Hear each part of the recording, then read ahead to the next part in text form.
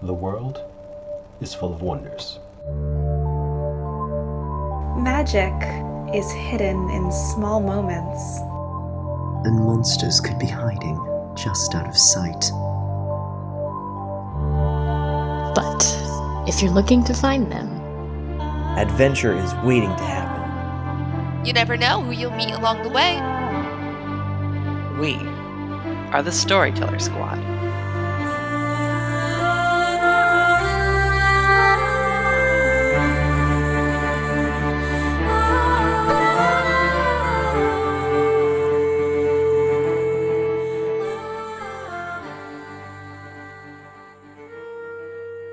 Hello, adventurers. Welcome back to the Storyteller Squad. Thanks for joining us for more Monster of the Week.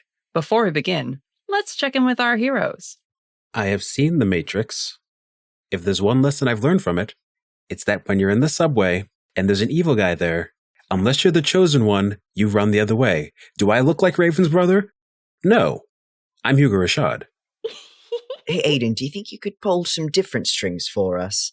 Moth Madam is cool and all, but in all honesty, I wouldn't mind having an actual one of those cherubim at my back, you know? I'm Lonnie Whitaker, and we could really use some reinforcements here. I tried so hard to not fall into the stereotypical jealous girlfriend thing when Aidan was talking about this friend of hers, but now that we've met her, I'm just... Why didn't Aidan tell me that she knows the Mothgirl? I'm a little hurt. I'm Raven Eugenia. Wow. Storyteller Squad. Oh! Thundercats. Oh. Hey, you gonna give your name, Thundercat? Damien Edgecrest.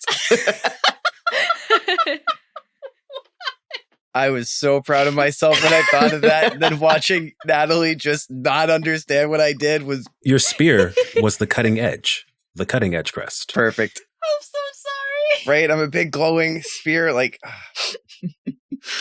Oh my god. Past life trauma? Check. Present life trauma? Also check. Trans moth girl? It wasn't on my list, but I'll take it. I'm Felicity Starnbrook. So, maybe I have a type. That's not weird, right? Lots of people do. It's fine. I'm Aidan Brightwood. Let's have an adventure. Last time, our heroes left the woods of West Virginia and traveled to Washington, D.C., where they planned to meet with a contact of Aidan's, who she said was a powerful illusionist, someone who might be able to help them trap or at least distract Beelzebub and buy them some time to figure out the situation with Damien and the Spark. When our heroes traveled to one of the metro stations to pick up Aidan's friend, they were greeted by a grotesque scene of carnage when one of the trains arrived, and stepping off of it was the Demonlords' latest abomination. This creation, however, seemed much more intelligent, ruthless, and keen on ending our heroes' lives than any others that came before them. Snallygaster, or the Snallygaster, seemed to possess abilities from multiple Demonlords and put our heroes through a grueling contest in the metro station, putting several civilians at risk and pushing our heroes to their limits. Fortunately, backup arrived when a golden beam revealed the form of an angelic defender arriving to supposedly assist the First Light in their battle against this demon. While that backup scared away the monster, it turns out it was in fact Aidan's friend, Koraline Duskheart, who had shown up with a well-timed illusion. After introductions were made, Koraline announced that she is somewhat known to folks within the supernatural and cryptid community, revealing herself to be the cryptid known as Mothgirl. And that's where we left off. So, hunters, what do you do? You're an illusionist, right? Can you get us out of here as discreetly as possible? Yeah, that's kind of my thing. I see subtlety still isn't your thing, huh, Aidan? Saving people in dramatic fashion as usual? That's kind of what we do. She puts on her sunglasses again. No judgment here. Let's do some magic. And she snaps her fingers, and What pours out of her wrists is a dark black smoke that just starts to pool around the base of the platform and eventually begins to rise and fill this portion of the station that you are all in. Easy enough. You guys can just find your way up the escalators and get out of there. Did we destroy any security cameras, or do we need to? I think we made a point of not, at least at the beginning. Yeah, I think you made a point to not. And at this point, it's recorded, so not much you can do. The fire alarms start to go off, though, and the rest of these civilians are leaving. There are police cars pulling up, and arriving to deal with this horrible incident, or the leftovers of it, at least. But Koraline just sort of puts her hood up, the baggy, sweatshirt that she's wearing, and looks to Aidan once you all exit the top of the station out into the sunlight again. If we need to make ourselves scarce, we can head over to my place. Do we actually want to stay in the city? Mothgirl says, I'm not downtown. Lead the way, then. You have a vehicle, I assume. We do. Aidan looks to you, Whitaker, and she says, do we maybe want to leave the trailer for now? Oh yeah, we're leaving the trailer. It's truck only for a while. You can all quickly grab some of your belongings and clothes and things from the trailer, stuffing what you can in bags in the back seat of the truck with Ruby, but then you unhook it and leave the trailer behind as you drive away. Whitaker, act under pressure. Yeah. Just to remain inconspicuous and maybe take back roads or a roundabout way to get where you're going. Yeah. 10.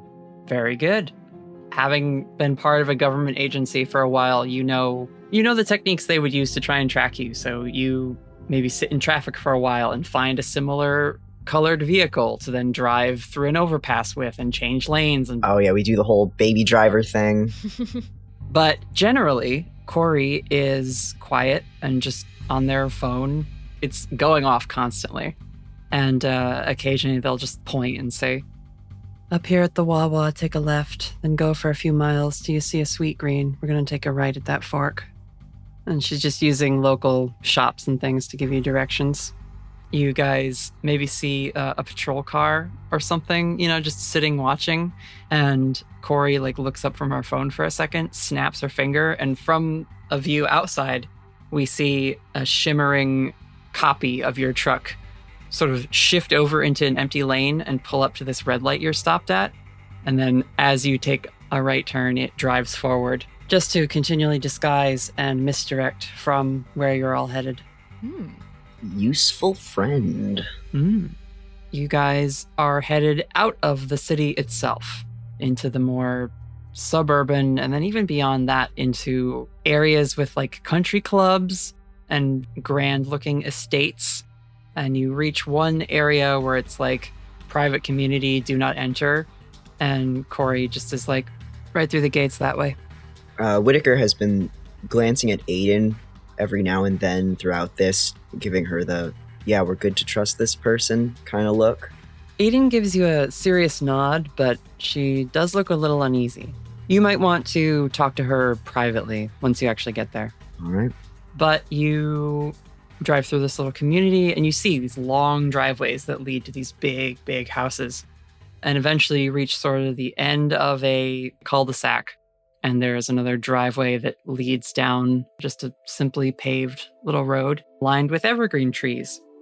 And Corey has you pull in there, and as you drive in, the woods beyond where this driveway is paved start to get thicker and a little thicker, and eventually you pull in and it opens up to reveal this 3-story, very fancy looking mansion. Modern design, lots of glass panels and balconies and rooms with terraces that lead off with glass doors and canopies and things, with little light features outside worked into the landscaping, ferns and conifers, and mostly evergreen trees, with a few deciduous trees kind of just sprinkled in. Manicured forest. When you pull in, there's several cars parked kind of helter-skelter. No one is bothering to park neatly or in a line or in a way that would make getting out easy. There's just vehicles everywhere. Got kind of a community here. What? They look up from their phone. A lot of people living here? What's the other cars? Oh, those are mine. Sorry about the mess. And Corey gets out and starts heading towards the house. Before anyone else leaves the car, Whitaker just turns around, looks into the back seat, and gives everyone a once-over, and he says, do yourselves a favor tonight, and don't look at the news. Turn off your notifications. Try to distract yourselves, all right? Yeah. I'm pretty sure I'm going to be too busy doing something about this gash in my chest. Oh, fuck. Everyone's still pretty hurt. Yep. Yeah, we'll get the first aid out. Somebody please help Hugo walk. I'm fine. You are bleeding all over my fucking car. Raven's gonna help Hugo in. Felicity is also extremely hurt. I'm just going to start rolling a bunch of medic checks real quick. Anyone who's unstable probably should have gone up one more on that car ride. Mhm. Just saying. Yeah. What are people at if everyone takes one? If I take one, I'm at 5. 5. Yeah, Aidan would hit 5 if she didn't get anything. Jesus. All right. Okay. I'm 5. Felicity is 1 away from dying. You're at 6, Felicity? Yes. All right, fine. I'm going to start with Felicity. Let's go. Let's all get in the house. First things first aid. All right. So I'm just rolling a whole bunch of shit right now. Give me a second. Felicity, you're stable. Heal 1. Hugo, I accidentally kill you. Huh? That's fine. I need someone to help out on that. I can help out. Please do. I rolled a 10 to heal Felicity and stabilize. I rolled a 6 to heal Hugo, so that could use a little bit of help. That is a 9 for help out. Lovely. That'll do it. Woo. You probably strain yourself a little bit in the process. You are exposed to trouble or danger, but I have something for that. We'll just finish this up first. Someone did point out in one of the Discord communities that the first aid kit, the medic skills specifically that the professional has access to, is way more reliable for healing than magical healing, unless you maybe have lay on hands or maybe have something like Damien has. Oh, yeah. Oh, we learned that the hard way, didn't we? I know, so y'all gotta stop trying to heal each other with magic. Aidan has lay on hands though, right? Yeah, she does. Okay, you do that. 10. You can heal 2 and stabilize Raven. Woo. Thank you. Who is helping her? Whitaker's healing as many people as he can, so Aidan, get over here. Do you need help too, Damien? I need healing. I'm going to say that actually, Whitaker, you can't help Aidan or Damien. For fuck's sake. Well, he could help Damien, but we're not going to be doing that. Damien, you could try to heal yourself. I'm going to do something with Aidan that ties into Raven's trouble or danger. Ooh. I'm going to use Damien's heal 3, and it's very painful. Mm-hmm. Damien! That's double ones. Oh no! What happens if you fail that roll? So it doesn't say much. You can use magic to heal 3 harm, but the process is exceptionally painful. On a 7 to 9, it also leaves a gnarly scar. So I guess it's whatever the fail is for a heal yourself. Maybe it just hurts, like a 0 harm pain, where it just hurts really bad, but you don't get any better. Because it's a failed magic roll. I will say this, Damien. You can stabilize. You will not mark any healing. And I want you to pick 2 glitches. He's going to take 1 harm, ignore armor. But okay. What does that put you at? 6. Uh-huh. But you're stabilized. Then what's the first glitch that besides taking harm? Problematic side effect. Damien, drawing on the spark hurts like hell, but you do not feel yourself slipping away the way you did moments before. So that's good. You're at least grounded to this plane for now. Raven, you're busy helping Whitaker. Aidan's come over to heal you. And once she's done healing you, her hand starts to shake a little bit. And she kneels down to take a second. And Corey walks over to Aidan and puts a hand on her shoulder. And this warm pulse of energy washes over Aidan. And you see the bruises and scrapes she has start to fade away. And she takes a sharp inhale and her hand shoots to Corey's for a minute. Thanks, Corey. You're okay, Matchstick. I got you. So there's your trouble, Raven. Oh, that was trouble and not harm, not emotional damage? Well, you can call it whatever you want. Ouch. In case it wasn't clear enough to the characters. Now, there you go. Good to know. Felicity, you're stabilized, yeah? Yep. Thanks to Whitaker's help. Hugo gets patched up. Whitaker is fine as usual. He's still got one harm, but yeah, he's fine. Snallygaster put you through your paces. Your group looks rough. Yeah, I still got a lot of harm. Koraline looks over your group and then looks down to Aidan and says, "No offense, but you all look like shit. We probably shouldn't dive into things right away. How about you all just rest for tonight? I can set you up with guest rooms and give everyone a break." Koraline, I don't know if you've noticed, but our friend here, well, Whitaker gestures at Damien, is still kind of a fucking beacon right now. I know your powers are quite strong, but are you sure you want to stay in here? We could be leading a lot of danger to you very quickly. Oh, I've got security systems and nobody comes on my property without my knowing. Yeah, but you do understand the sort of, the danger we're kind of working with isn't mundane, and it isn't even, like, regular supernatural stuff either. It's coming from down there, and he's pointing down to hell. She nods and says, "No, I know what I signed up for when I answered the phone call I got this morning. It's okay. What's your name?" Lonnie Whitaker. "Lonnie, my home is protected. I paid a lot of money in order to consecrate the ground here and set up a network of warding glyphs to form a barrier. You're all safe here, I promise. Even from Aidan's batshit siblings. And trust me, I know how much of a pain they can be for people close to her." Koraline, you are a lifesaver. Among other things. And she looks to the rest of you. "We can do introductions over food. My chef is probably working something up, so I'll go check on that."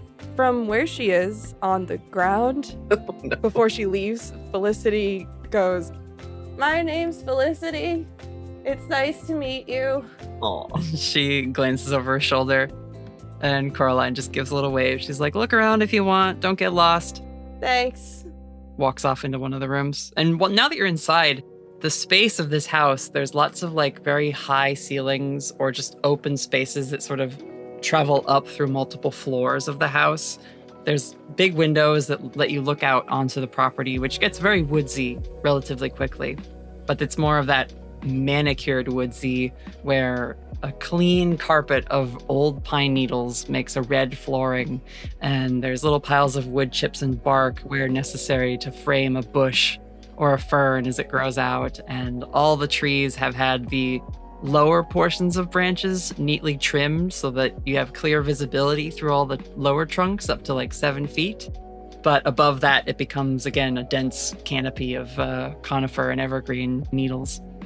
But inside the house itself, it's similar to the metro station in that all the light, since it is evening at this point, is diffused, indirect, to avoid like direct line of sight to any of the sources. There's lots of little frosted glasses that seem to have tea lights under them. Aw, I like this. There's lighting set into the floor to like denote walkways and different hallways. There's lighting behind the entertainment system in the little like lowered carpeted communal living area space with lots of blankets and pillows just sort of haphazardly thrown around. There's like a soft soundtrack going on constantly. It's lo-fi beats to chill and study to. Yeah, pretty much. Yeah, no wonder Aidan likes it here. And it creates this like warm twilight kind of feel within the house. Does it look as cool to Whitaker with the glasses on? Good question.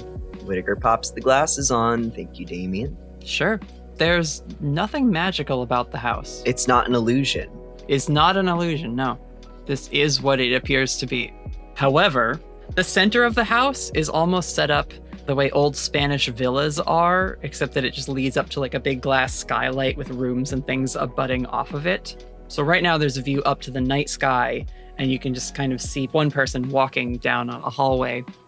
And they are an enormous praying mantis with like a red t-shirt that just has like some graphic design blazoned across the top of it, and like cargo shorts and like a backwards baseball cap on their head with the antennas poking out the adjustable band in the front. It's the coolest praying mantis I've ever seen in my entire life.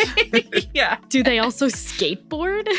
They don't, but they have lots of little like corded bracelets on. Oh my god. And they're just like carrying a drink of some kind and like walking down a hallway. Raven's gonna go walk around. She's gonna take that invitation seriously and just start peeking around. Sure. She's snooping a little bit. I think she's gonna head towards the mantis person. Sure. Scuttling out of like a side room, which seems to be either a gaming room or just someone's like personal room, another giant praying mantis comes out. This one is more of like a dead leaf mantis, so their carapace is brown and looks like molted fall leaves. They have a plate of what look like some sort of microwavable pizza dish. It's Totino's pizza rolls. Yeah, it's like pizza rolls. That's exactly what I was thinking. Not sponsored. The snack of lesbians. They have a wireless Bluetooth set of headphones, and there's like the sound of some video game going on in the room they just left. Nearly bump into you, but they quickly like trade the platter to like a different set of their long mantis legs, and they just go, "Whoa, who are you? Corey, there's somebody in the house." Sorry, no, she knows we're here. Sorry, we're just visiting. Oh, cool. My name's Screech. Nice to meet you, I guess. And they give you this sort of very quizzical look by turning their head almost entirely vertically and just sort of gaze at you curiously. Raven's very intimidated right now. Puddle Damien's gonna slide forward a little bit. I'm looking for the hot tub. I assume there's one here. They will shift their attention to you, pop a pizza roll in their mouth, and they say, "Oh, yeah, there's a pool and stuff out back if you want to chill there. I've got to eat first, though. I just finished this 6-hour raid and I am fading." The more colorful patterned mantis is coming down some stairs and joins your group with a sort of awkward wave. "Hey, I'm Trey." Raven waves awkwardly. Whitaker does a polite nod. "New house guests, huh? Can I get you anything? I just opened up a case of ciders." And they pass on to Screech, who offers them a pizza roll. "Nice, bro. Thanks." And Trey sees you there in your slime form, Damien. "Whoa, rad. You glow in the dark, little dude?" Yup. I blend in with the light through a semi-opaque substance aesthetic that's going on here. "Very cool. Love that for you. Well, Screech and I have a stream to host in about an hour. You're welcome to hang for that if you want. But, we gotta eat first. Can't game without fuel, you know?" And they clink their ciders together like that's a phrase worth toasting about. What game are you streaming? Screech sees that the older person is asking what video game they're gonna play, and he kind of shyly says, "Oh, it's like this, it's like a farm simulator. It's a lot of fun." Oh, I love that for them. Playing Stardew Valley, bro. I love them. I love them so much. They're so good. It's cool. You can like raise a bunch of like different animals, and then you like have crops and stuff. And like, I'm trying to marry this like librarian in town. It's really cool. Aren't we all trying to marry some librarian in town? This guy gets it. Corey comes back to this foyer you're all lingering in. And when she sees the two mantis bros snacking, she storms over and says, "I told you two to stop spoiling your appetite right before dinner. Lucas works hard making healthy stuff for all of us, and you hardly ever touch it because you're eating this frozen crap." And the two mantises get super apologetic and kind of shrink down, their little claws and antennas drooping. "Oh, sorry, Koraline. I didn't mean to. I just kind of forgot to eat earlier, so I was really starving." "We're sorry, Koraline. We can put this stuff away for later. We'll still eat with you." "Save that crap for 2 a.m. when you don't have a homemade meal that's about to be ready." And she turns without actually telling you all to follow her, but she just keeps ranting. "I order the freshest organic ingredients for Lucas to use. And what do these two want to eat? Fucking processed cholesterol bites." Screech puts the pizza rolls back in their room, but Trey tries to kill the tension, and he nudges you, Raven, and says, "So, like, how do you guys know Corey?" We just kind of met her today, but she's a friend of a friend. She seems cool so far. "Yeah, she's a real badass. I wish she'd cut my head off. That'd be rad." I feel like in praying mantis terms, that's like hardcore. That's like not something you should say to a stranger. That's oh my god, Raven's a little scandalized. Yeah. Lord. Wow. Oh, all right. God. I want to be very clear that I don't want anyone to step on me. "No problem, little dude. Yeah, we'll keep you, untread upon." Thanks, bro. Rad. Well, let's go see what the chef's cooking up then, I guess. And Trey and Screech head towards the kitchen. You can all follow them there. I think Raven trails behind a little bit after them, just being like, what just happened? Mm-hmm.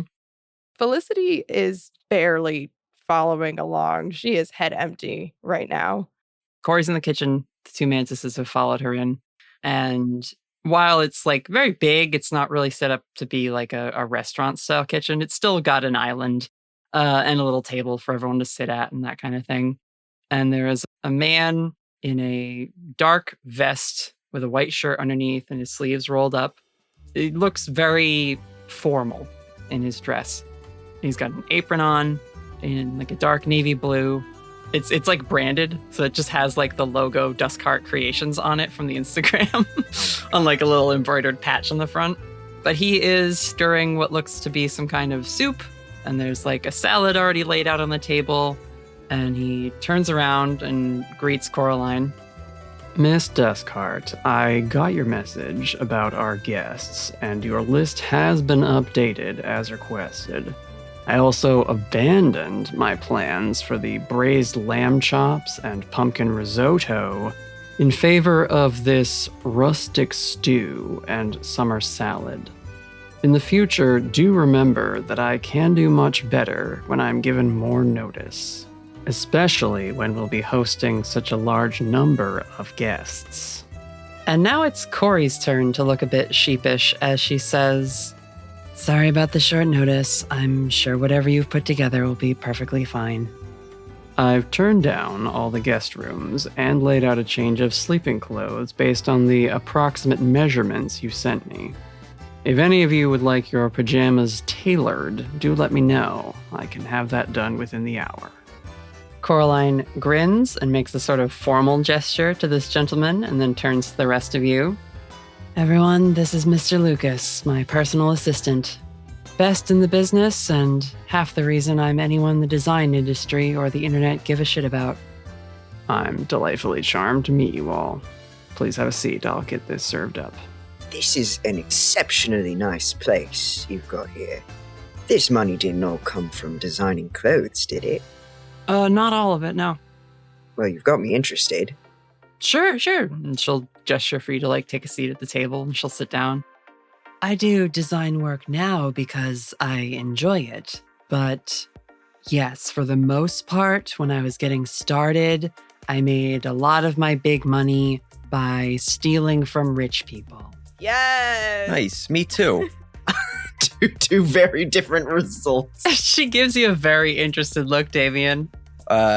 So Damien has poured himself a cup of hot water in a mug and then hot tubbed himself inside to rest and recover because they have a hot tea kettle to make tea. The guy's too fancy to not have that available. I love that. Yeah.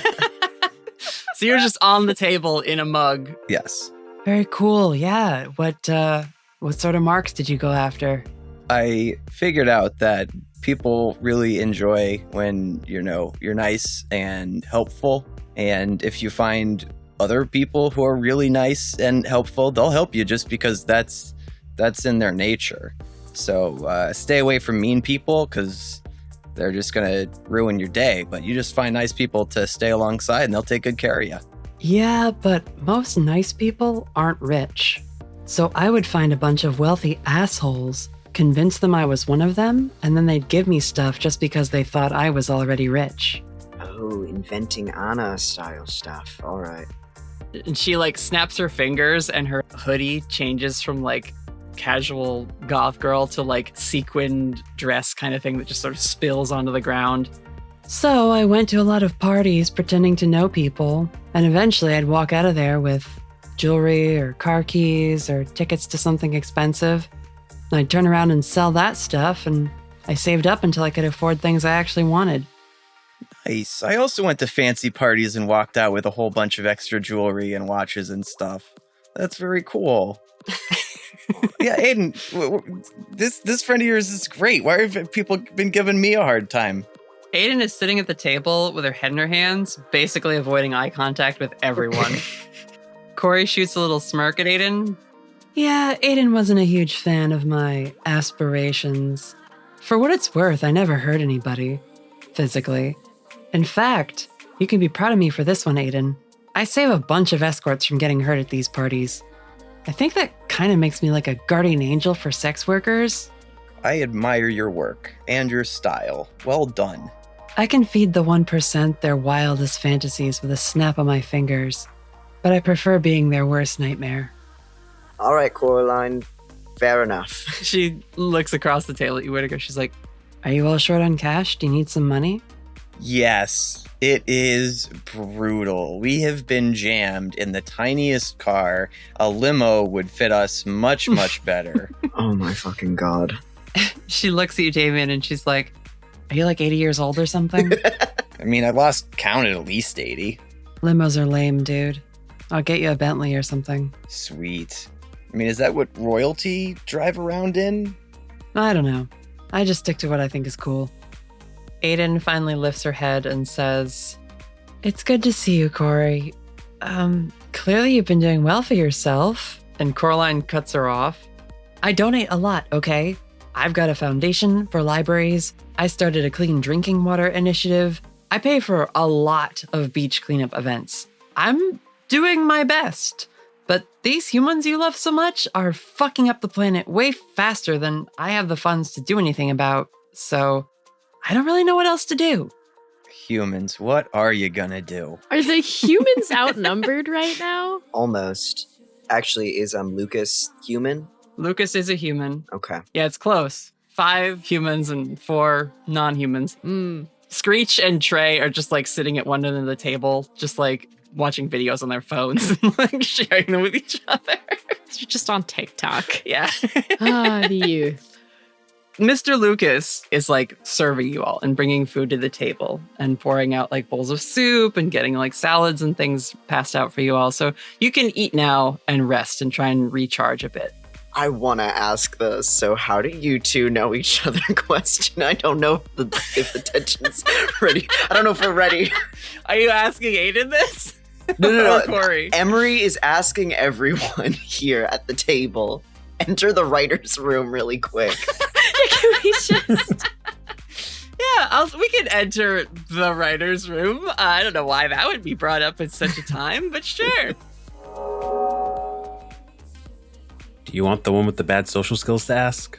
To make it less awkward? Yes. Oh, fuck. Hugo, could you take that fall for us? Yep. Hugo hasn't said a single word this entire time. Thank you, sir. Taking one for the team. We appreciate you. With his mouth full of soup. So, how do you two know each other? Raven chokes on her soup just a little bit. Perfect. Thank you so much. Aidan is not eating. Like, there's food in front of her, but she doesn't have to eat, so she's not. Oh, yeah. Coraline just shoots her a look like, be my guest. And Aidan says, Corey and I knew each other in the 70s. We met in 73 and did some monster hunting together. Monster hunting? If that's what you want to call the thing you used to do to my... We dated. We were together for a few years, but clearly things did not work out after a while. Yeah, broke up in 79, so didn't even last a decade. Which is like basically a fling for you. Time isn't faster for me, Corey. It was good when it was good. Yeah, but when it was bad, whew! Codependent disasters. I mean, I was literally obsessed. Moth to a flame and all that. Long story short, we wanted different things, so we ended it. And I get why you didn't like the idea of stealing from humans. But also, most of human society has been misgendering me for 60 years. What? So, fuck them. Whittaker's snapping in the corner. Mm-hmm. Yeah, Aidan, I don't know about you. I think she's right on that one. I never said I was okay with that, or even that it was excusable. And I'm not saying that humans don't hoard wealth in an unhealthy way. I didn't like the idea of Cora using her powers to manipulate people. It felt too close to something Demon Spawn would do. You called me because you want to use that illusion magic to manipulate your demonic siblings. And she gives Aidan this sort of sharp, let that sink in look. Hold on, I need some tea drinking Foley. Aidan just sighs and grabs a roll from the table, takes a huge bite out of it so she doesn't have to respond. Classic. And speaking of, what's the plan with that illusion magic? I mean, I am all for using it to get money and goods from people, but fighting demons, infiltrating, what are we looking at? Well, I know Aidan wants to weaponize my ability to dreamwalk against the Demonlords. And I got the cliff notes about your situation with the spark, but that's about it. I am fairly busy. And her phone continues to beep and buzz with notifications until she picks it up and silences it. But for an old friend, I am more than happy to clear my schedule and try to help you all out. Oh. That being said, you all are in no shape to start dream training tonight, so just chill, relax. There's a pool in the backyard. Lucas is a licensed masseuse. Whatever you need to fully rest and recover, I will try to set you up with it. How many other people are staying here besides us and the boys and Lucas? I have another roommate, but I don't know when she'll be getting in. And I have another house guest who's been here for a couple days. I should see if he's up. Anywhere in the house we're not allowed to go? The West Wing. Yeah, right. Yeah. No, you can go wherever. Just don't hang out in my bedroom. I don't host often. That's a shame. Is it, though? Well, it's just such a nice venue. Yeah, and it's for me and mine. This place is kind of just a safe space for my inner circle. Oh, Fair. And actually, she'll pause, glance at Aidan, and then says, and I guess now, friends of friends. We appreciate you taking us in. You just got the cliff notes, right? You haven't been given a full understanding of exactly what's going on? She points at Damien in his little coffee mug. He's the demon, right? Or did I completely guess wrong? Mm-hmm. Everyone's after you because of him, right? But we can't just get rid of him or it's going to be a bad time for everyone. Yeah, I mean, you could have phrased that differently, but yes. I'm happy to be filled in. You look like someone who wants to fill me in. It seems only fair, especially if Aidan cares about you enough since you're a friend. I would hope so. Aidan is now just dipping the bread in the soup. Her cheeks are He then proceeds to explain everything. Yeah, you can fill Koraline in on the nitty-gritty details of the last 3 weeks your group has endured. And probably by the end of it, you finish recounting some horrible, awful thing and look up, and she's just on her phone scrolling. Yeah, it sounds awful, my guy. We'll figure it out in the morning. Love the empathy radiating off of this girl. Koraline is not the most empathetic person. It's so clear how the two of them were such a perfect match. They didn't last the decade. Gee, I wonder why. Surprised it lasted as long as it did. Koraline is living her best life. And if that hurts people, she's a monster. I respect that. But anyway, is there anyone you guys want to contact while you have a moment to breathe? Anyone else have exes they'd like to contact? No, I don't think so. I'll establish Raven calls her family. Sure. Just be like, yeah, everything's great. Just wanted to see how you're doing. Gets a little choked up, but tries to hide it because she almost died. Specifically, who do you call? Your parents or your brother? Ooh. They've got the night. I think she'd do both. I think she'd call her brother first. Mm-hmm. Kind of tell him what happened of big fight today. Was real rough. Here's kind of the lowdown of what happened. Fill him in on that part just to have someone to be able to commiserate with. Yeah. I would imagine he also is oh yeah, we had this kind of adventure happen at Well, let's not assume. All right. My bad. You call Lark and you tell him, big fight, it was super bad. And you hear the sound of what probably is Jay talking in the other room. And Lark says, yeah, hang on, Raven. Step, step, step. Background talking. And then the sound of clatter. He dropped his phone. Mm-hmm. And he picks it up again. Hey, Can you turn on the news where you are? I did not specify where I am. No, you didn't. He's asking you. Oh, great. Okay. Whitaker gave you one piece of advice. Are you gonna follow it? She'll find a TV and turn on the news. CNN. Authorities are releasing new details tonight following the devastating attack on the Gallery Place metro station. There are still no officially named suspects for who might have perpetrated the attack, but officials are requesting that if you see or are in contact with any of the individuals being shown now on screen, to seek a safe place and to contact authorities immediately. Oh, fuck. Headshots. Raven Eugenia, Felicity Starnbrook, Alonzo Whitaker, Aidan Brightwood, Hugo Rashad. Oh, no. Fucking told y'all not to turn on the news. And then just a bad headshot of like a blown up image of Damien's security cam, whatever human form you took while you were, in the subway. Along with headshot of Snallygaster. Yep. We go now to our correspondent in DC, Annabelle Shaw, for the latest. Thank you, Ron. I'm here just outside of Gallery Place. You can see the emergency response crews just beyond the barrier behind me. We've had the chance to speak to some eyewitnesses who have made some rather wild claims regarding unnatural phenomena and the presence of what several have called something from hell itself. She's gonna turn it back off. She's not like watching it. It was like turn on, see what it is, and turn it back off again. And she definitely did this in like a separate room away from everyone else, not like in the main area. Okay, yeah. Lark is just like, Raven, how bad is this getting? It's bad. It ramped up a lot with this one. If we didn't have someone step in at the last minute, I don't think it would have ended well for any of us. We were caught really off guard. It's bad. Okay. I'm safe. We're hidden away, and we think we have a plan to fix all of this. Don't call Mom and Dad. I'll handle it. Okay.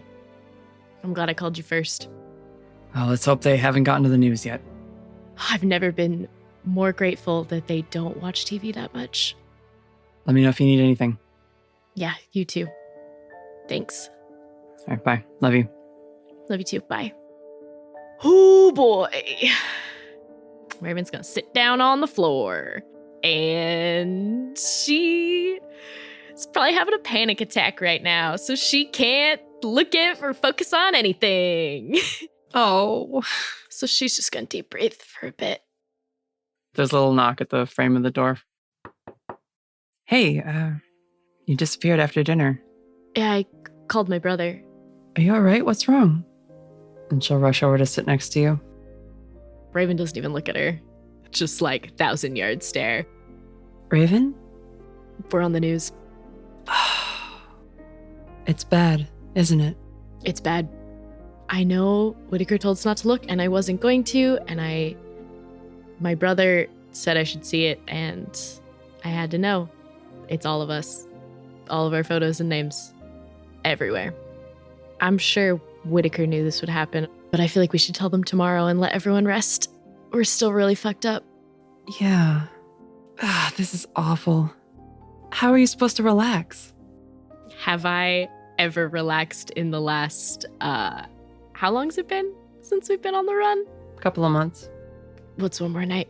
I know, I was hoping everyone would feel safe enough to sleep through the night. I know you haven't been. I think it's better than I know.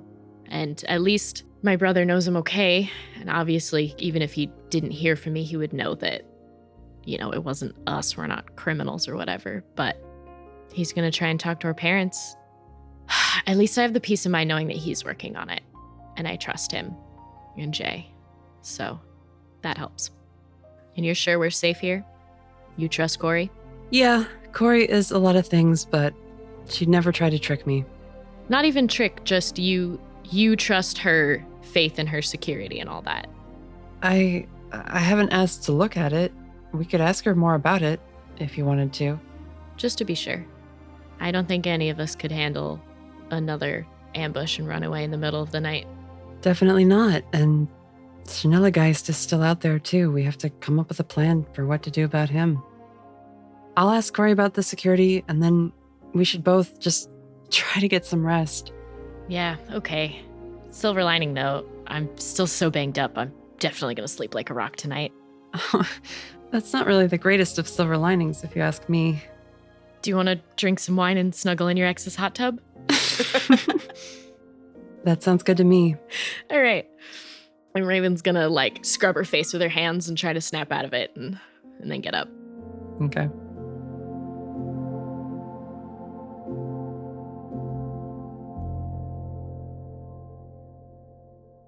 What are other people doing? Damien beat you to the hot tub. And Whitaker beat you to the drinks. He is nursing a glass of whiskey on the rocks with Lucas. Cool. We'll do Damien first, then we'll cut back to Whitaker real quick. So Damien, you wander into the pool, and it's a big wooden decked zone outside, but it has covered walkways you can stand under, and a lot of like flat stonework paths with gravel features and little lanterns placed along the paths. No direct lights shine out, but just more of this soft ambient lighting. And as you approach the pool in the hot tub, Damien, I need you to read a bad situation. Need is a strong word. Total of 8. 1 hold. What do you ask? Oh, I don't want to notice dangers. I just want to get in the hot tub. You don't have to notice danger. What's the biggest threat? This hot tub could be too hot. You're getting to the hot tub. You dip a little goopy toe in. Oh, it's perfect. It's the nicest. It's so nice. It's a wonderful temperature, especially as the night air is cooling off a little. You slide your way into the hot tub, and do you have anything with you, or are you just literally going to boil yourself? No, he's just going to go in through the vents, like circulate as the water does, sort of like a nice massage as he gets like shot through the jets and then goes back in and shot through the jets again. Okay. So you're literally in the system. Yep. Cool. At one point, you hear something in the pool area of this space, and there is a flash under the surface of the pool water, and then kind of like a splash upwards. And then you get sucked through the system again. And you catch a glimpse as you come up a second time of just a spined crest breaking the water surface of the pool and slipping down beneath it again. And the third time you come bubbling up and see out into the space that you're in above the surface of the hot tub, there are these 2 yellow eyes with slits just staring down into the pool, and a mouth full of razor sharp teeth opens up.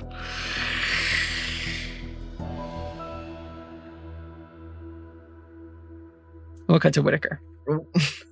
Wait, no, cut back. Cut back. A glass of whiskey is set down on the island and slid over to you as Lucas hands you your drink, Whitaker. Welcome to Duskheart Haven, Mr. Whitaker. Yeah, Lonnie's fine. My name is Adrian, but Koraline calls me by my last name. She says it's cooler, and who am I to argue? Nice to meet you, Adrian. Is this a common occurrence? You know, Koraline showing up with a band of battered strangers? Miss Duskheart is constantly arriving with guests that I have not been informed of, who must be added to her list to allow entry past the barrier. She will spring events that would normally require months of planning on me in a matter of weeks, sometimes hours. And it is then up to me to ensure that they actually happen. Deadlines be damned. Oh, so you run everything around here.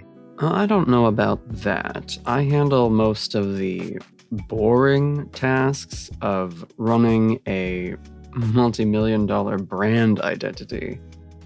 Koraline is an ideas individual, and her whims have made her incredible fortune, which makes those of us in her inner circle fortunate by association. It's really lucky happenstance that any of us have found ourselves in her good graces.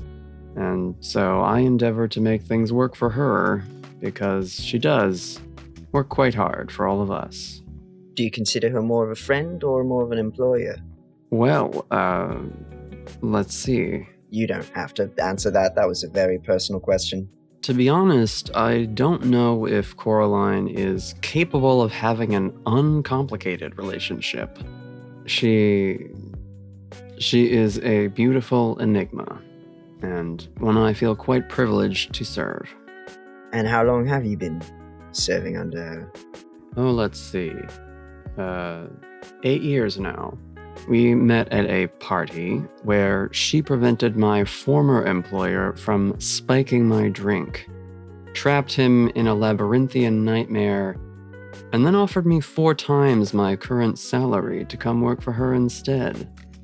The choice seemed quite obvious. Alright, so you're not a con artist? You're not part of her sort of schemes? I try to let her handle that realm of her life solo. Though at this point, most of our enterprise is legitimate. The only illegal activity Miss Duskheart engages in is the oldest profession in the world. And whether her clients' experiences are real or not, I don't know that it makes a great deal of difference if they walk away with the memory all the same. Sure. Does her powers have any sort of, lasting effects, or is it just a purely temporary illusion? I'm not a medical man. You'd have to ask a doctor. Or perhaps a priest. I see. Has she ever tried to trick you at all? No. Koraline doesn't deceive anyone brought into this sanctuary of hers. Your connection to her former companion, Miss Brightwood, extends that courtesy to you and your group as well. Suppose that's reassuring. Indeed. He'll pour himself a glass and raise it to you. 2 very strange friends. To working for powerful women. Ooh. He clinks the glass at you, not knowing what a deep cut that is for Whitaker. Whitaker does choke just a little bit. Oh my god. To you and yours, certainly. Felicity, what are you up to? So, Felicity's still not doing great. She's kind of weak. She's not feeling good, barely ate her dinner, not really interested in drinking right now or hot tubbing. So I think she's just gonna wander around and maybe go find the mantis bros. Okay, sure.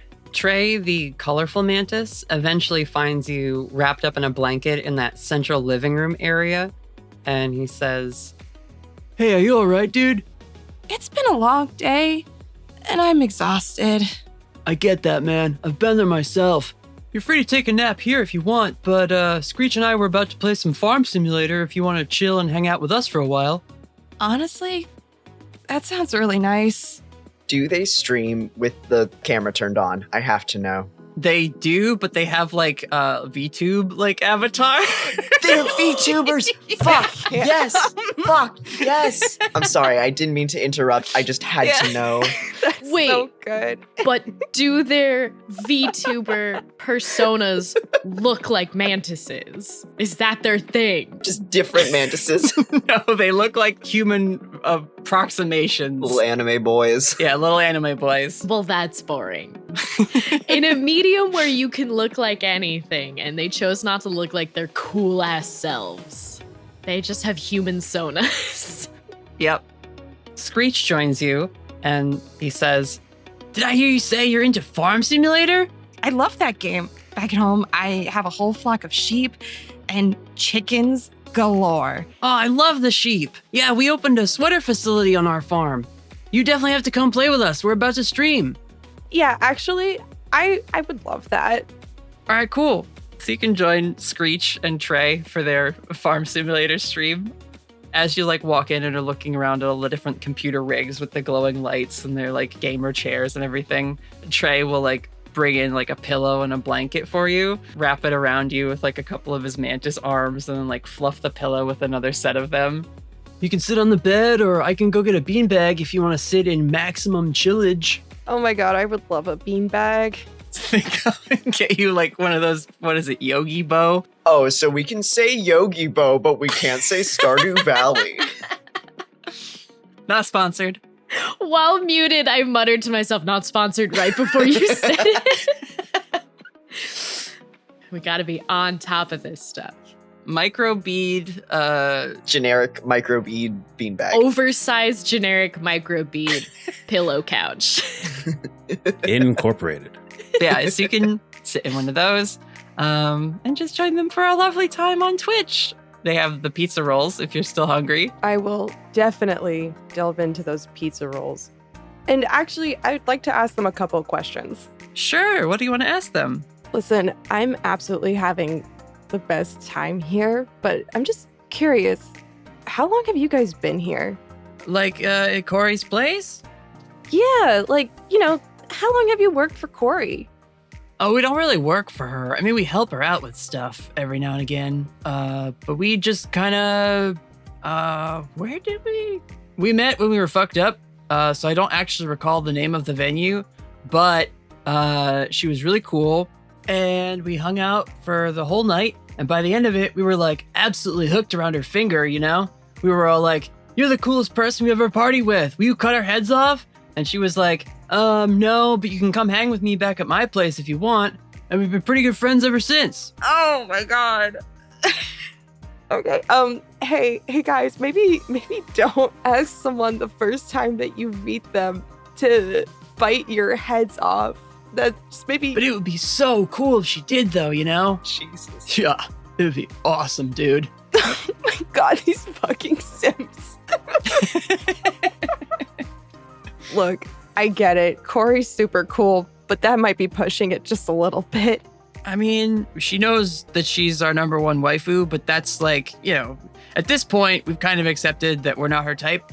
So, like, you gotta respect that, and now we're just roommates. Oh my god. They're not just regular simps. They're anime simps. Okay.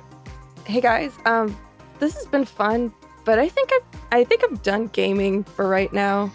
Oh, yeah, sure. Hey, all you screechers out there, we gotta leave.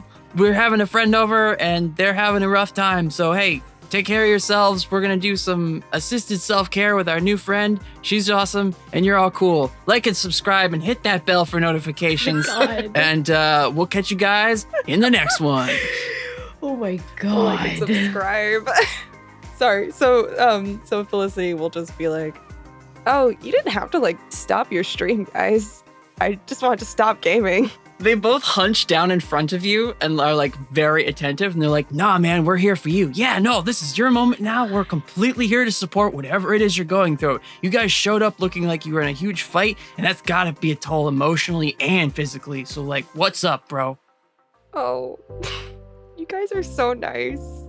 You should come visit us in Washington sometime, and we can like. You ever been to the Moment? Oh yeah, we've been to the Moment. Wait, for real? Yeah, Corey flies us all over the place. Oh.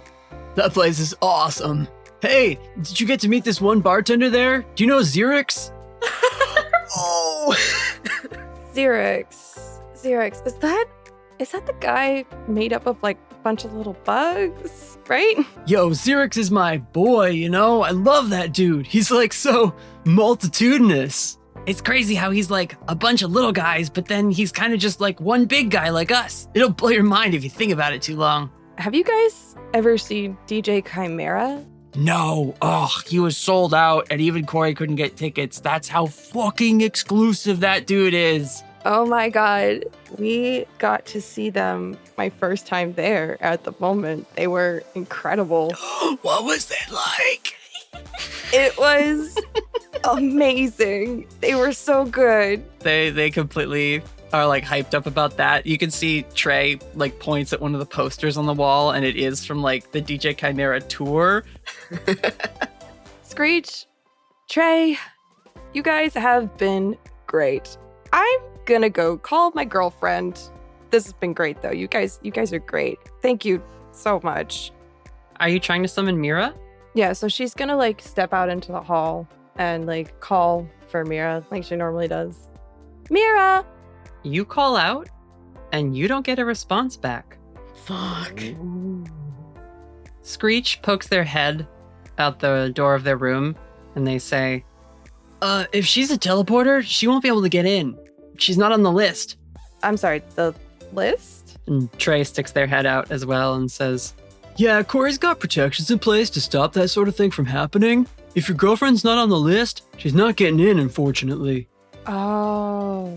If you want, you can go outside. Corey's got a big yard. Yeah, okay, I guess I'll go outside. Okay, you leave Screech and Trey's room and step outside into the driveway of Coraline's house. Mira! Felicity, you see a gold dome above the building and surrounding out into the woods, and parts of it just light up and flicker and then fizzle out. Oh. And seem to cancel out whatever magic would be able to activate by calling her name. Huh. Okay. You know what? Can I call her on my cell phone? Sure. Okay, let's do that. Let's try that first. I'll FaceTime her. Ring, ring. Hello, Felicity. Hey, I tried to call you and Are you sure? I didn't hear anything. yeah, I think there's some barrier magic up here or something. I'm at Mothgirl's house. I don't know who that is. Are they nice? She seems very protective. Okay. Well, that's good. If you're protected, that's great. I know, but I really wanted to see you. Hang on. You hear Mira like fiddling with her phone, and then like you get like a FaceTime request. Yeah, I accept it. Okay. When the camera comes on, it's like right on her mouth and chin. Are we doing it? Hold it maybe just a little further away. And then she like holds it weirdly, so it's like just her forehead and her eyes. Am I doing it? Is this? That's better. Did we figure it out? Yes. Oh my god. I met these two dude bros. They stream on Twitch, and they play the same game that I do. That's nice. I'm glad you're making new friends. Also, we fought this like horrifying demon monster. Are you all right? Felicity kind of goes quiet on the line for a little bit, and I think she sniffles and just goes, "No, I'm really hurt, and I miss you." Oh, Felicity, darling. Just wait a minute. I'll be right there. I'll come to you. I can't sense you. Oh, Felicity, I want to come help. What? Where are you, my dear? I'm in Washington, D.C. I'm at Mothgirl's house. Okay. Natalie, how far away is like the edge of the barrier? It looks like it would be back out in the cul-de-sac where you'd driven in that like community of other mansions. I'm gonna walk down the driveway to the edge of the barrier.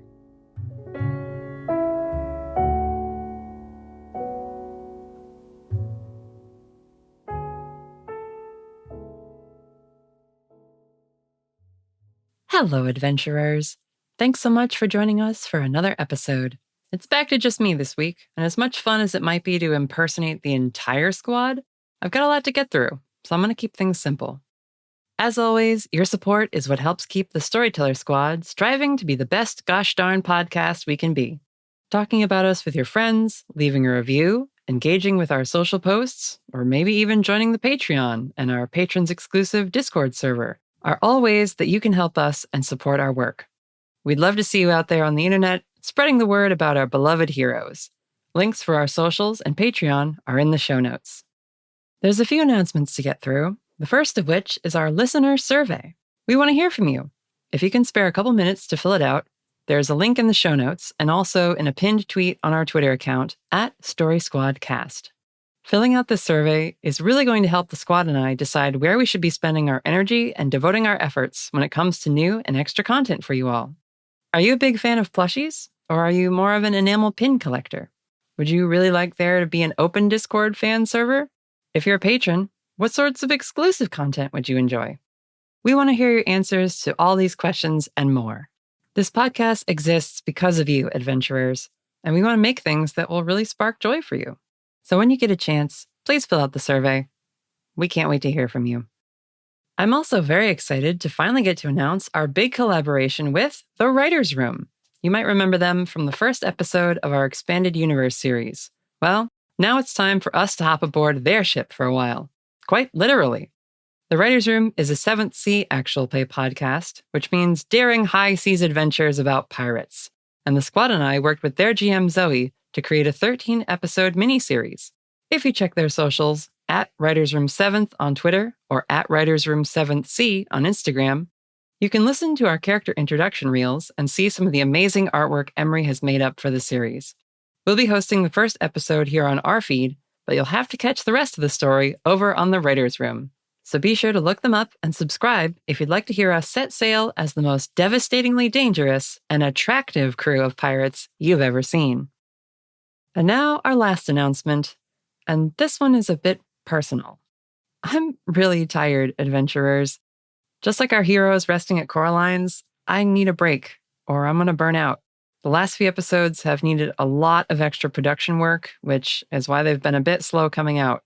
And as you just heard, we've also been working really hard behind the scenes to make this new mini-series with the Writer's Room. Just making one podcast is a lot of work, and 2 podcasts is unsustainable when it isn't your full-time job. And at the moment, I still have one of those. This month, there's a lot of deadlines we have to hit at my job, and I'm also trying to save up for some trips later in the year. So at the wise behest of the squad and some of my other podcasting friends, I've decided I'm not going to overclock myself, and we're going to be on hiatus until about mid-June. I really didn't want to stop our momentum as we near the conclusion of Season 2, but the timing is what it is. The good news is there's actually going to be more Storyteller Squad content coming out this month and in June than ever before. The Writer's Room series will be posting weekly, starting this coming Thursday, and once this intense crunch period is over at my job, I'll be taking some time off to catch up on our episodes and tackle all the work we've got ahead of us for Season 3. Season 2 will be wrapping up by episode 60. And the squad and I are recording some recap episodes to summarize Seasons 1 and 2 for new listeners who want to catch up quickly. We're also recording a new onboarding episode, a sort of prologue where we'll get to see a glimpse of where our heroes are towards the start of Season 3. We're also working on a second Expanded Universe series, which is being produced with more podcasting friends of ours from the actual play space. That's slated to come out this fall. And keep your eyes peeled for us on TikTok. Mel has been prepping to post a bunch of highlight reels from older episodes in the series and catch us up on that platform. So, in short, if I can even claim that with a mid-reel this long, we're not going anywhere, adventurers. There is so much coming soon, and I'm forever grateful for your patience and kind words when it comes to our scheduling. It really keeps my heart full. So take care, adventurers, and we'll see you soon.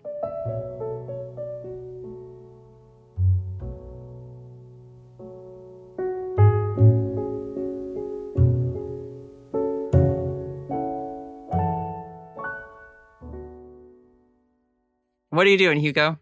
Hugo is currently still at the dining room table. He is sitting with his phone in front of him, looking at the group chats that he has with the Whispered. He's slightly confused to see extra people in it. Yes. And he waits a few moments, starts typing something, deletes it, turns off his phone, and heads out towards the pool. Okay. I'll add one more detail to that description. You see that you are the one to add these new people to the chat. You have no idea who Mackenzie Ryder or Piper Maxwell are, but you added them. Yeah, fuck. And he realizes that's a problem for some other time to deal with. As you make your way out to the patio/pool zone, you come upon a scene of a large sea serpent thrashing about in the pool, splashing water everywhere, with Damien in its jaws as it wriggles around and is like basically whipping him around like a dog with a chew toy. I want to try to use Dark Negotiator to try to get this to not happen to me. You can try. Unless Hugo comes out with the better idea. You're not going to like my idea, so no, do your thing. Roll your Dark Manipulator first. 13. Okay. What do you say? I'm friends with Koraline. You feel the sea monster release you, and you go flying into the air and come landing down with a splat in the gravelly, stone zen area of this outdoor space. And there's just a horrible hiss as it trills at you. And Hugo, you see bioluminescent flickers of light travel from its jaw down through its body and into the water. Damien takes a white sock and stabs a chopstick through it to make a little white flag that he waves back and forth in surrender. The sea serpent looks at you approaching, Hugo. I'ma stop right where I am. Okay. And, let's make another dumb choice. I would like to use magic to communicate with a creature that I did not share a language with. Yeah, sure. Oh, we got an 11. Nice. Yeah, a portion of your snipe tattoo alights. The clicking, hissing, growling, guttural utterances of the sea creature transition. What is that thing doing here? Sorry to be a bother. I'll get him out of the way. We're going through a time. I'm sorry. I do not enjoy having pool scum added to my home. Oh, if anything, he's more like a pool cleaner. Agree to disagree, human. That thing is a defilement of the waters. I'm just gonna put him in this bucket here, if that's okay with you. Fine. As long as I don't have to taste him anymore. Absolutely.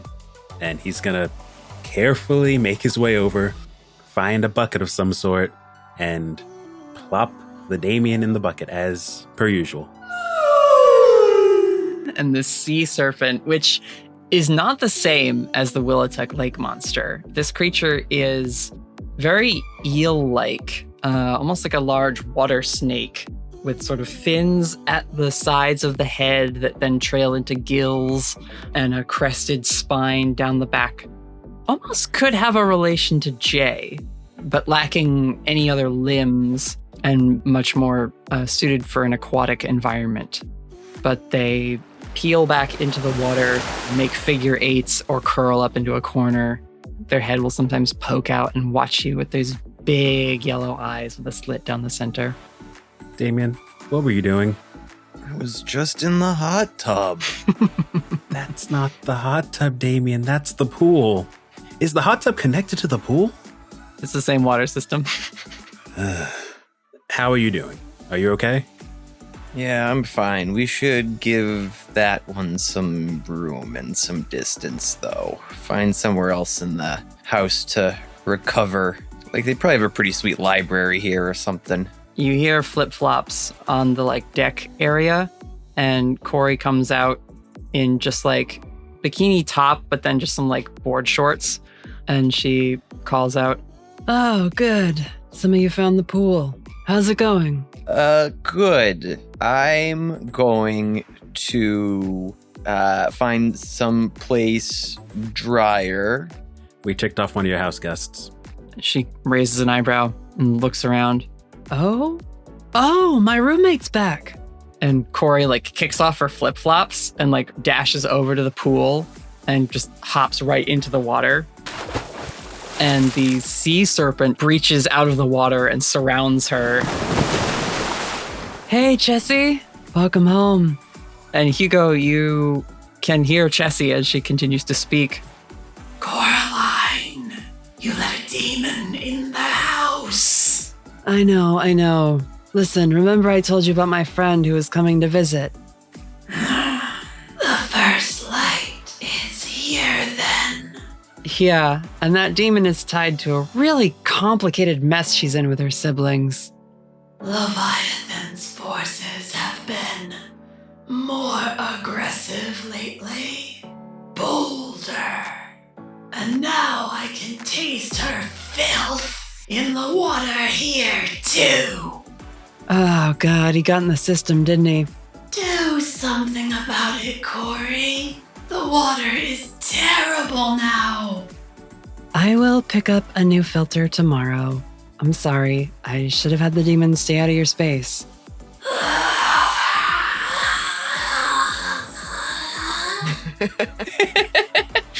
Before I go back inside, do you want me to fix that for you? Corey looks at you, and Chessie, who can still understand you, also shoots their big snake-like head your direction. Fix it? Yeah. Hold on, let me just put this down for a second. And puts the bucket of Damien down. Sploosh. He's going to make his way over to the water, put his hands in, and I'm going to use magic to banish a spirit or curse from the person, object, or place it inhabits. In this case, the horrible aura of demonic energy that's been put into the water. Sure. If that's allowed. Yeah, go for it. I'm a fan of this. Okay. With a 14. 14. And? Use magic as advanced. Ah, Hugo! Yo, all right, Hugo. What does it look like? So the water itself, at least where he is, starts to bubble. And you can see electricity coming out of his hands, but not going too far back into the water. And it is essentially burning away everything. And there's a bunch of air bubbles that just keep rising and rising. And then there's a slight smell of ozone. Mm-hmm. But then hopefully after a little bit, it just settles down. Yeah. As you remove the residual essence of Damien from the water, little motes of light start to also bubble up and then just rise out of the surface and kind of like float around this outdoor patio space like lightning bugs. And they continue to populate and just appear in the water like little stars reflecting the night sky. Corey lifts a hand from the water as she's there treading, and it seems to just glisten. And when Chessie dives down again and then breaches one more time, there's an aurora briefly in the spray of the water. You have made this water extremely nice to be in. In fact, as you pull your hand out, you notice that any cuts and bruises that were on your arm are completely gone. And for a brief second, he considers jumping in the water, and then he realizes, wait, no. Can't Damien push him in the water? He can't swim! Do you push him in the water, Damien? No. This is character arc Damien. So you see Damien getting ready to and then stops. You probably also stop because a large snake-like sea serpent head shoots out of the water and growls at you. Back off, demon. Okay. I was just kidding. Jeez. Chessie's eyes dart back towards the water as it's shimmering in the pool, and she peels upwards and back and dives back under the surface. And Hugo, you see her tail kind of moving towards you. I get the feeling that means to back away, so he's just going to back away. You back away, and the tail comes out of the water and starts to reach for you. And he's going to just stand where he is now, paralyzed in fear. Oh, honey. It just slowly wraps around your waist and gives a gentle little snug tug around you. And Corey paddles her way over to the side of the pool. Get rid of your phone, dude. She doesn't want you to lose it. So polite. Okay. And he's going to put his phone next to the Damien bucket. Okay. You are lifted up by the tail and just slowly dipped into the water, up to your waist. Okay, this is fine. Yep. You feel all of your wounds being healed, even all the aches and pain from injuries you sustained in the last couple of weeks fighting the demons. Those are getting better as well. Now it's just the mental trauma. The sea serpent's face loops around, and she brings just the tip of her nose to the water's edge and peers at you from beneath the rippling surface. And you hear her say to you, I was in a fight with a bunch of Kelpie a couple days ago. Whatever you did healed all the scars I got in that fight. Thank you very much. You're welcome. Can I get out of this now, please? Please, thanks.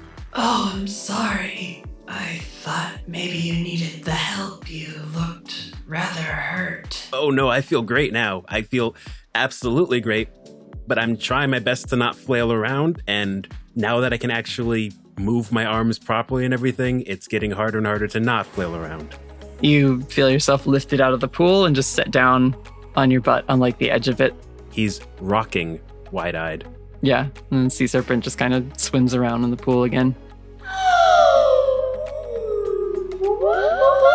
Thanks for that. That's probably exactly what I needed. I'm gonna go bring Damien inside now. You should get your other friends out here. I don't know how long your spell's gonna last, but I'm pretty sure your whole group would benefit from some magic healing. I'll try to see how many of them I can round up. Did you say they could all use it too? Do you say that out loud, Davian? Yes. Corey looks down in the pool, looks over at you. Or just splash me. She just splashes you. We'll get you a second bucket. It'll be fine. You heal one harm when she splashes you, and then she'll go over and like get an empty glass that someone left out on one of the like umbrellaed tables in this area and like fill it up with some water and pour it into your bucket with you. Thank you. I appreciate it. Sorry, Mr. Slime. I don't really care who you are, but Jessie's been a demon slayer for the East Coast her whole life. I don't see her cutting you some slack just because you're a disco ball now. Oh, no, that's very fair. Yeah, your house, your rules. I will, Do you want me to set you on the stove or anything? Yeah, little heat really helps. Okay. I'll see if I can get Lucas to bring a teapot out or something. Oh, bless. Thank you. And she'll go over to a little intercom to page Mr. Lucas. And actually, she'll make a sort of general announcement that you can all hear wherever you are in the house. Aidan, you and your friends should all come out to the pool. Hugo did something to the water, and I think you'd all benefit from a quick swim. See, the first half of that sentence, your friend did something to the water, fills Lonnie with panic, like, oh god, everything's poisoned or on fire or exploding. You see a wet Hugo walk into the kitchen. But just from the waist down. He didn't let anything else go in the water. He looks only mildly shell-shocked. Hugo, you doing all right? Yep, I'm good. Good, I'm great. Mr. Rashad, can I get you anything to drink? You look a bit rattled. Water? Tea? Something stronger? Is there any chance you have green tea? The kind of green tea that you can only find in a convenience store? Lucas takes out his phone and says, I'm sure we can have something like that delivered. Oh, thank you.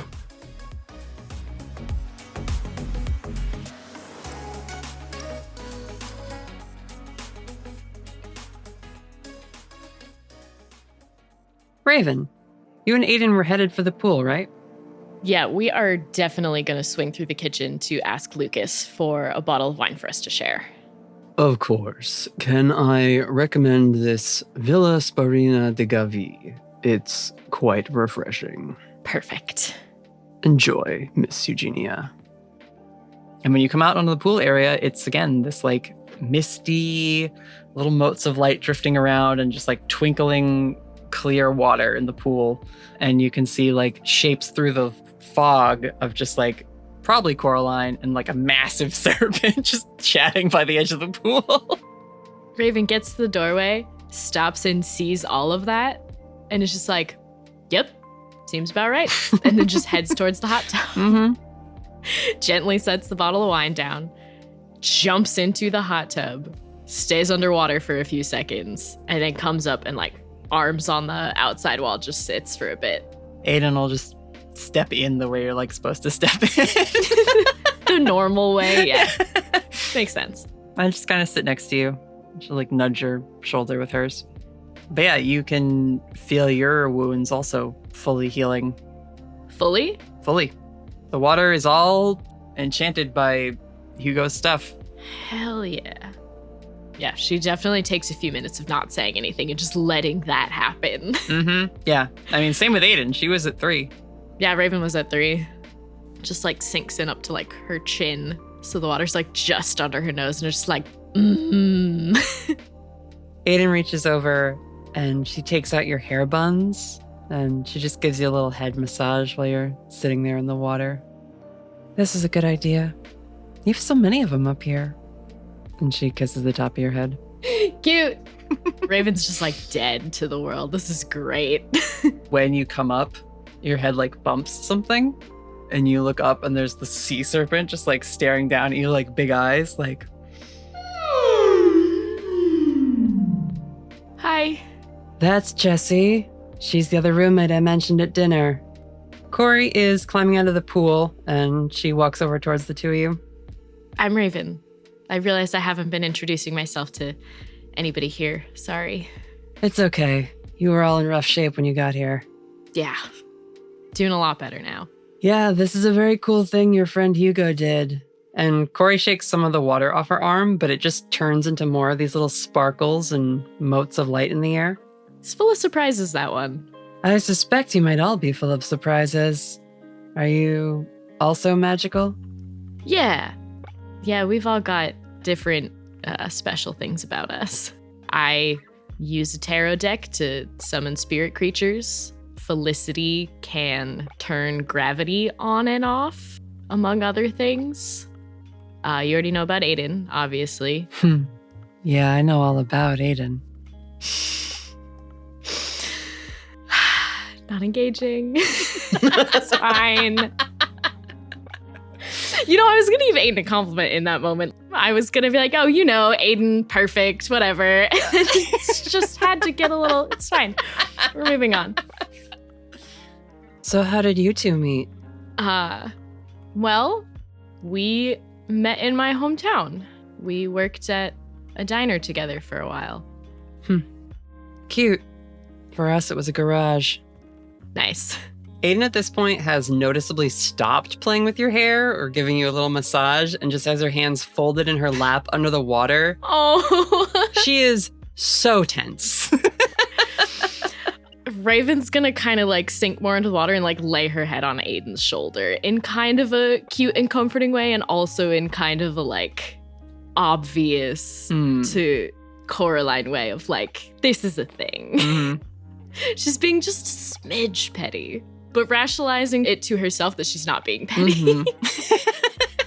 There's a lot going on. There's so many layers to this whole thing. There's so many layers to this. Corey just like doesn't get into the hot tub with the two of you, but she'll like sit and like just dip her like legs in. She says, I got the broad strokes when Aidan called me earlier. Still, sounds like you two have been through the ringer together. Yeah, a lot of near-death experiences in a short time. I guess that'll happen when you're dating a human, huh, Aidan? Oh my god. I mean, it's not like you and I didn't have our share of close calls. Raven's gonna interrupt. I'm so sorry, Natalie. Oh, no, Raven's please. gonna interrupt. No, go for it. This is exactly what I want here. She's just gonna be like, yeah, humans are kind of the fucking worst. Coraline just looks at you, surprised, and says, you get it. Yeah. You think I'm gonna stand up for us? We suck. Aidan turns to look at you with this sort of incredulous but also sad expression. And she just says to you softly, no, you don't. In general, like big picture, humans, you know, we're not all bad, but in general, kind of suck. Corey seems much more relaxed now for some reason. And just like has her hands like back on the edge of the hot tub. She's like, I've seen some of the shit these corporate execs get up to at their parties. You would vomit on the spot. I believe it. Money changes people.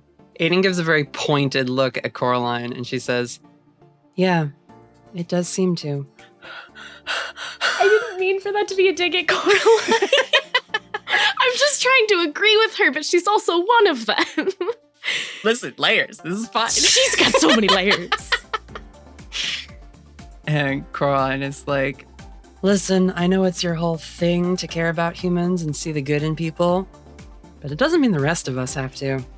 Raven, was it? Yeah. She just looks at Aidan, then back at you.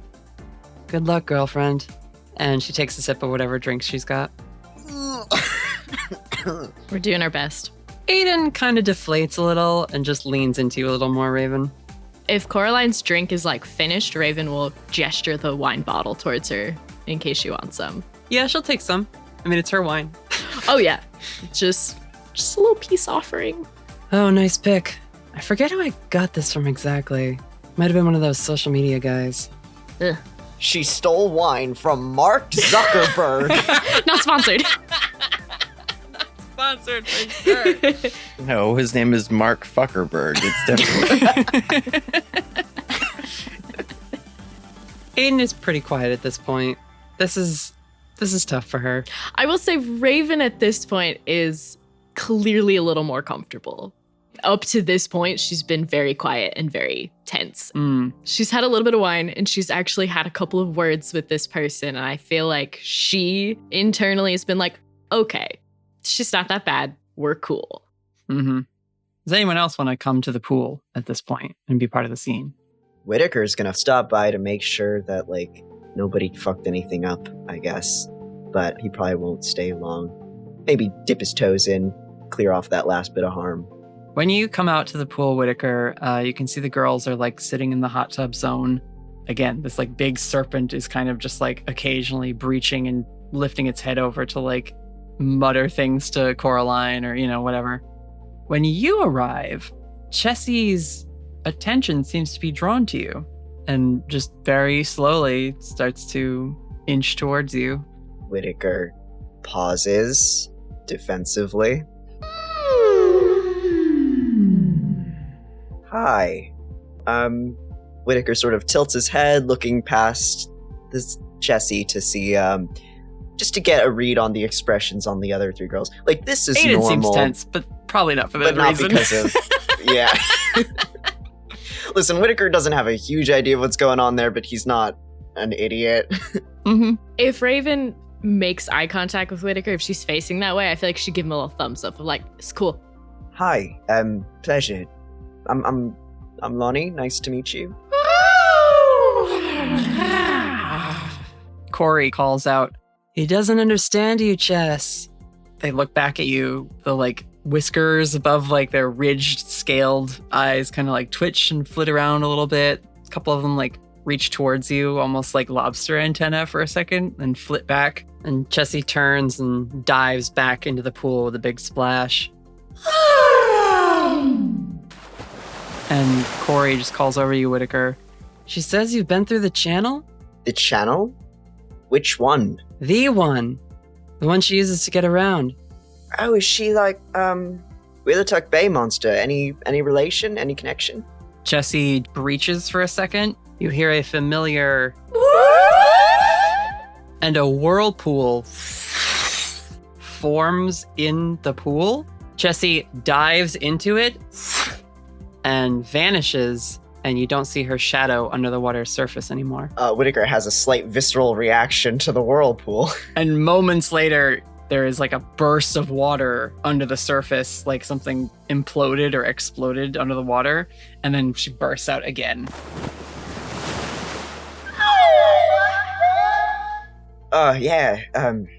Right, the channel. I am familiar. I didn't realize it left a mark. It's more of a scent, I guess. Oh, all right. So does that mean I'm like, we're friendly? Chessie's pretty friendly with most people. Except your friend in the bucket. Oh, yeah, I mean, that's par for the course. Chessie makes a very disapproving growl and slaps the water with her tail a couple times. Yeah, Chessie, I've been through the whirlpool a couple times. Went to Scotland. And he's just gonna, like, make small one-sided conversation with the Chesapeake Bay monster, I guess. Oh, that's super cute! Corey will actually get up from the hot tub. Oh, cool. We can relieve some of that tension. Yeah, she hands the wine back to you, Raven, and she says to the both of you, I'll go play translator for those two. Have a good night. Yeah, you too. And she'll kind of like tip the wine bottle in like a cheers kind of way to say bye. And then she's gonna snuggle with Aidan in the hot tub for a while because she's exhausted. As Koraline walks by, she traces a hand from one of Aidan's shoulders across to the other. See you in the morning, First Light. Oh my god. Raven's gonna be the bigger person and not acknowledge it. Aidan at that point just melts below the surface of the water and you see like bubbles coming up. We're ignoring it. We're snuggling. Raven's just chanting like, be the bigger person. Be the bigger person. It's fine. It's fine. Miss Koraline, with all due respect, I suppose I don't really have any business saying how you conduct yourself around Miss Brightwood, but I'd appreciate it if you didn't start anything while we're here, if that's quite all right. My ex called me for the first time in 10 years this morning and asked if I could help her and her friends hide from the forces of hell, a crime boss, and the Eastie Agency. If I don't get to fuck with her a little bit while she's here, it just seems a little unfair if you ask me. Whitaker takes a stop. Yeah, I suppose we all want an excuse to fuck with our exes, huh? Just a smidge. She'll be fine. I'm over it. Oh shit. I should go check on him. Sorry. I'll be right back. Maybe. And Koraline leaves. Whitaker goes back to having one-sided conversation with the Chesapeake Bay monster.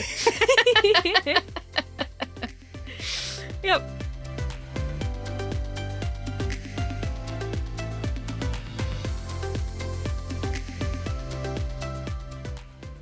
Hugo, Lucas says to you, Mr. Rashad, if you'd like a change of clothes, Miss Duskheart's wardrobe is eclectic, but I'm sure we could find something temporary for you. You know what? Sure, why not? So he'll lead you up some stairs into like a room that is just full of racks of clothes. You gather probably from Coraline's designer line. Oh. There's clothes all over the place. Some are on mannequins, some have little notes attached to them or pins in them with like little tags and that kind of thing. But Lucas just goes over to a rack, fetches out a couple things, and hands you like a few shirts and some shorts. These might not be perfectly sized, but they should be serviceable pajamas until your clothes can be cleaned and dried in the morning. I will make it work. The master bathroom is just in there for you to change. Thanks. You step into change, and the clothes fit surprisingly well. You can see why Koraline might have chosen Adrian as her assistant. The man knows how to assemble a fit. But there's a knock on the bathroom door. Just a second. Yeah, take your time. No problem. Make sure he's properly dressed. Hugo, you recognize the voice on the other side of the door. Oh, that's concerning. His eyes go wide, he's like, wait a second. Who does that voice sound like? Oh, wait. I have an idea. Okay, yeah. If you had to guess, I just want to know before I tell you what your guess is. Is it Rian? Want to open the door and find out? Let's open the door and find out, shall we? Standing in front of you, dark, messy hair, shirtless, his many whispered tattoos on full display, wearing only boxers and like a loose robe, is Rian Hillcrest. Damn gay. Well, you're a long way from the church. What the fuck? How's it going? Hey, man. What are you doing here? Lying low, licking our wounds, trying to figure out a way to stop an apocalypse. You know, usual stuff. What are you doing here?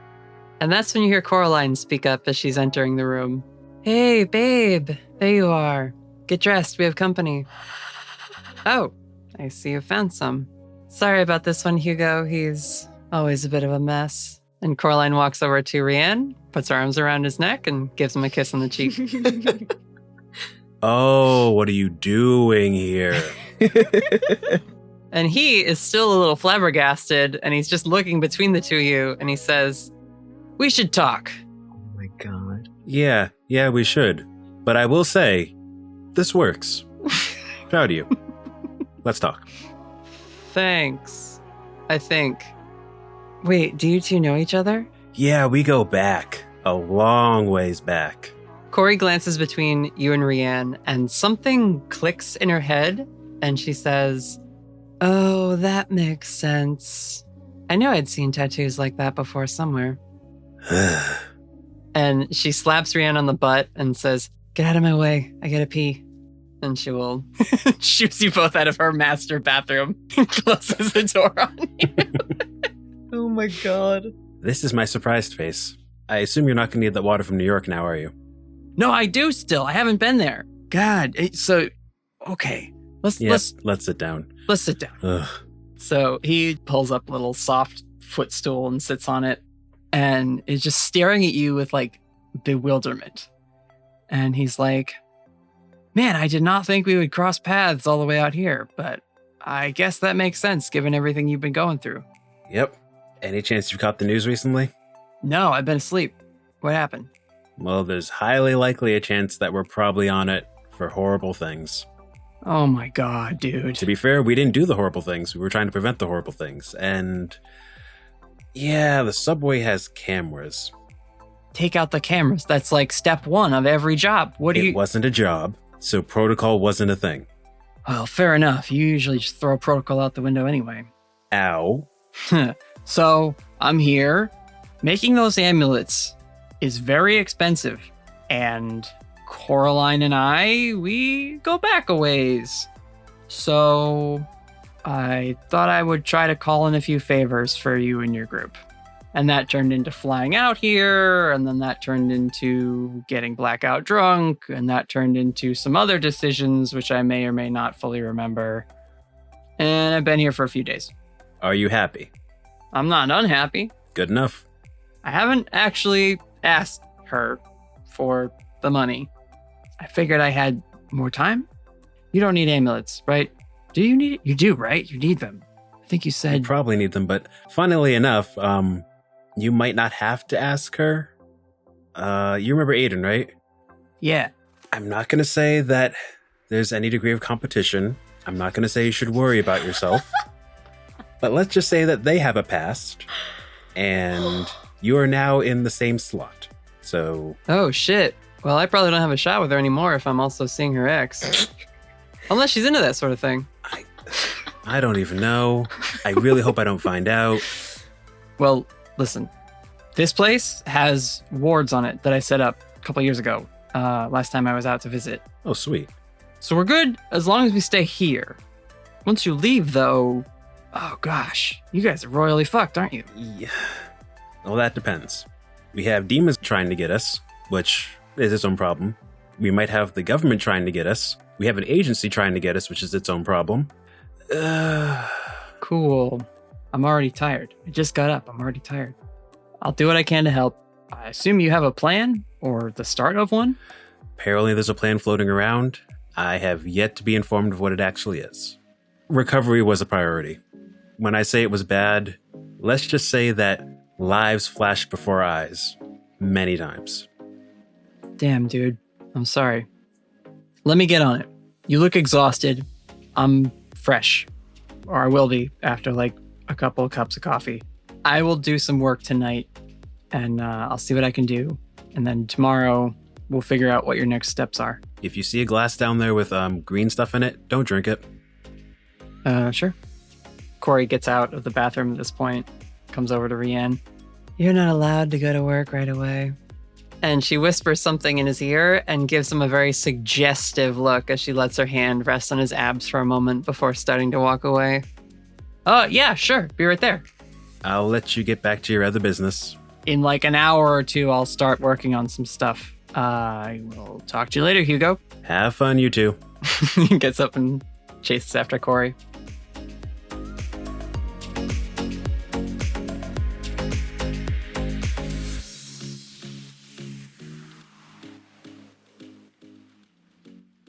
Felicity, you're walking down the driveway to Coraline's house, and you are, I guess, still on the phone with Mira, just sort of talking to her as you walk down there. Yeah, I think so. We left it off. They were FaceTiming. Mm-hmm. At the end of the driveway, at least from inside, you can see that shimmering dome of glyphs and gold sigils that was in the air when you attempted to summon Mira. Is, it has descended as you've walked further down the driveway and ends right in front of the gate. Mm-hmm. Mira says, "Turn the phone around. Maybe I can get there if I'm able to see it." Okay. And she'll just kind of like turn the phone around to give like a panoramic sort of view, like of the surrounding area. She'll just like fiddle with the phone and try to find like find my location. Yeah, you can share your location with Mira. And Mira says, "All right, 1 second." And the screen goes much darker, and you see stepping out of a couple of bushes down the road or the cul-de-sac that you have to like pull out of to get onto Corey's property is Mira. I feel like Felicity's still too exhausted to be like energetic about Mira showing up. Yeah, So I think she just puts a hand up and starts waving. sure. You see she looks around, spies you, and then there's a little like clop, clop, clop, clop, clop, clop, clop, clop, clop as she runs over. She looks like a human, but you can hear her hooves underneath the glamoring. And she comes up, and just as she's about to get to the barrier, Wait a second. I don't know if you could come in. she kind of slows down enough, but there's also just like a boom, and she like splats against the barrier a little bit. Not super hard, but enough that you get like that like cheek impression, like oh, where is she? And, like takes a step back. She'll trace a finger, and everywhere she traces, those sigils sort of light up as if it's sending a little electrical pulse through them. Yeah, one of the mantis bros that lives here says if you're not on the list, you can't come in. So exclusive. My. Yeah. Corey seems nice. That's good. She just studies you for a minute. Why don't we sit? And she'll just sit down cross-legged in front of you on the other end of the barrier, or the other side of it.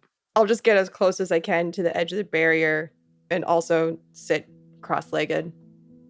How can I help, Felicity? I don't know. Everything's been a lot lately. Everything's been a lot for a while, but Aisling and now this guy that we just fought was really scary, and I feel like I can't do anything, or I do too much, and there's no balance, and I don't know how to help. I'm so tired and scared, and I don't know what to do anymore. You hear a faint buzzing as her hand is just sort of resting on that barrier. You can almost see in her fingertips, like she's trying to force her way through. Her face is completely calm, but like you can see the muscles in her hand and her arm flexing. Oh, if she could get past this barrier. And she says, have you ever considered that maybe you shouldn't be trying to help at the moment? That maybe you need help right now? Maybe, but it feels wrong to leave everyone. It feels wrong to just say, hey guys, sorry, we've been through all this trauma together, but I'm gonna peace out and I'm just gonna leave. You guys are on your own now, like, ugh.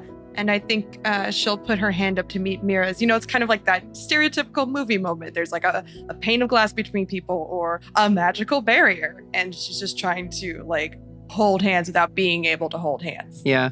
Felicity, when you do that, your hand passes and you do make contact with her fingers in her hand.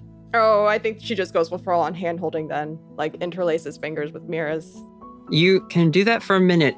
It does feel that once your hand is out, like you kind of want to be pulled out of it fully. Do you want to be doing that? Should you be stepping out of there? Oh, and she'll pull her hand back really quickly.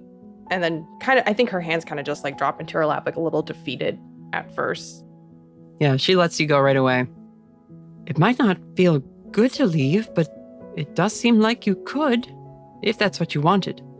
Where would I go? We could go anywhere. It's a big world, Felicity. You'd go with me? Of course.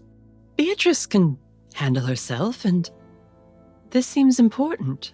And if you're worried, about, this monster you just met, there's always the havens. I've shown how we can jump into them if they're around, but once you're in, you can jump from haven to haven. You just have to know the right magic. Demons can't get in, right? I'm not aware of a demon ever managing to. I think she kind of like sits with that for a second and looks down at her hands, awkwardly fidgeting with her fingers, just kind of like processing. You feel a little something nudge your elbow. I'll get my elbow. You see the white fox mask face of your new spirit companion looking up at you as they nuzzle into your hand. They sort of pat up under you the way a dog who wants pets might, but then they rest their head in your lap. I feel called out right now. And flitting out of the hood of whatever jacket you've got on is Tom, and they land on your knee. I think I scoop up the one pawn at my elbow and put them in my lap. And after a beat, I look up at Mira, a little misty-eyed, not gonna lie. Mm-hmm. Nod and say, I want to go. I want to come back, but I need to go. Of course. Felicity Starnbrook.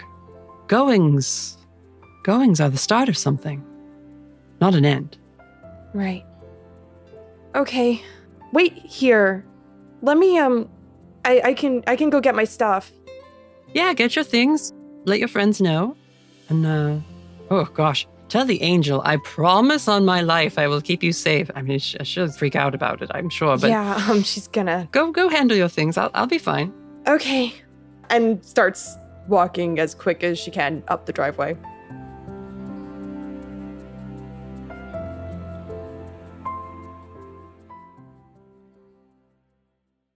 Whitaker, what are you up to? Whitaker is going to find Koraline if she's not otherwise engaged. I think you could catch her before she and Rianne get occupied. If you head up to her room and knock, she comes to the door, and you can see her black lipstick is already kind of smeared to one side. Hey, sorry I never made it back to the pool. Can I help you?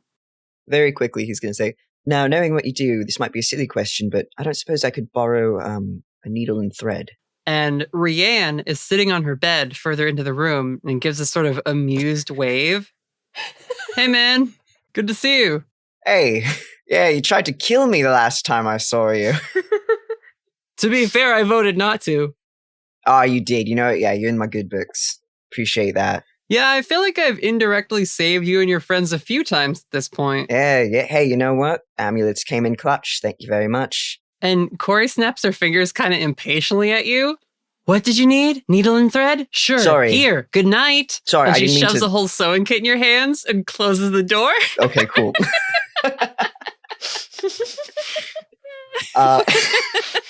Great.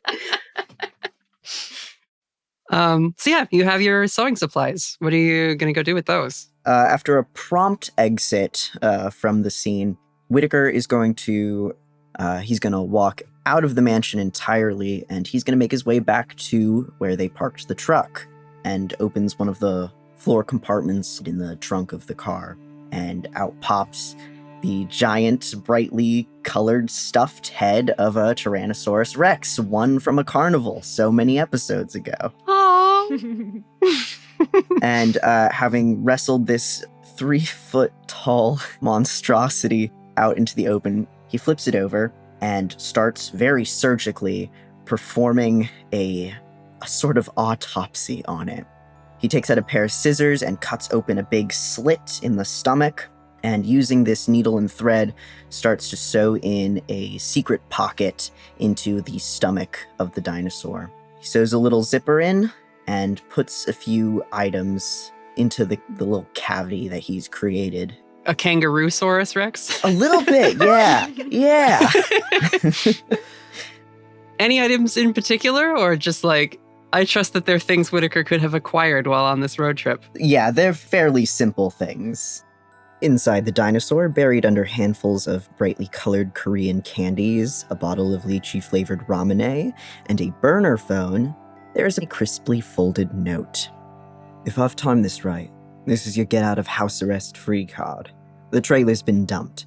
Didn't have time to do a proper burn, but it's outside the city, so there's still some time before the agency finds it.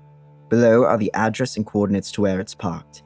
If you need some evidence to give the director to get back in with the agency, this is it. You show that you're not in leagues with me, clear out any remaining suspicion against you, and don't let this go to waste. I'd rather you give them the coordinates and get in good standing with the director than see the DC police raid my shit and turn it over to the agency all the same. Cheers, Prith. Name the dinosaur something cute for me. Whitaker. Gotcha. Okay. He's going to zip it back up. He's going to send this gift on its way, and he is going to attempt to make contact with Mira again. Ooh. Starting with, like, whispering her name, because he is in need of his delivery girl. Okay. Mira? Mira. You don't get a response, but what's Whitaker's sharp? Whitaker's sharp is 2. You do hear sort of a light, like a crinkling, almost like a glass chime or something going off. And if you look around, you start to see the dome, that gold dome above you, casting a yellowish hue on the night sky, pinging with little sigils and symbols that run throughout it every time you say Mira's name. Like something is bouncing off of it. All right. It's a good security system.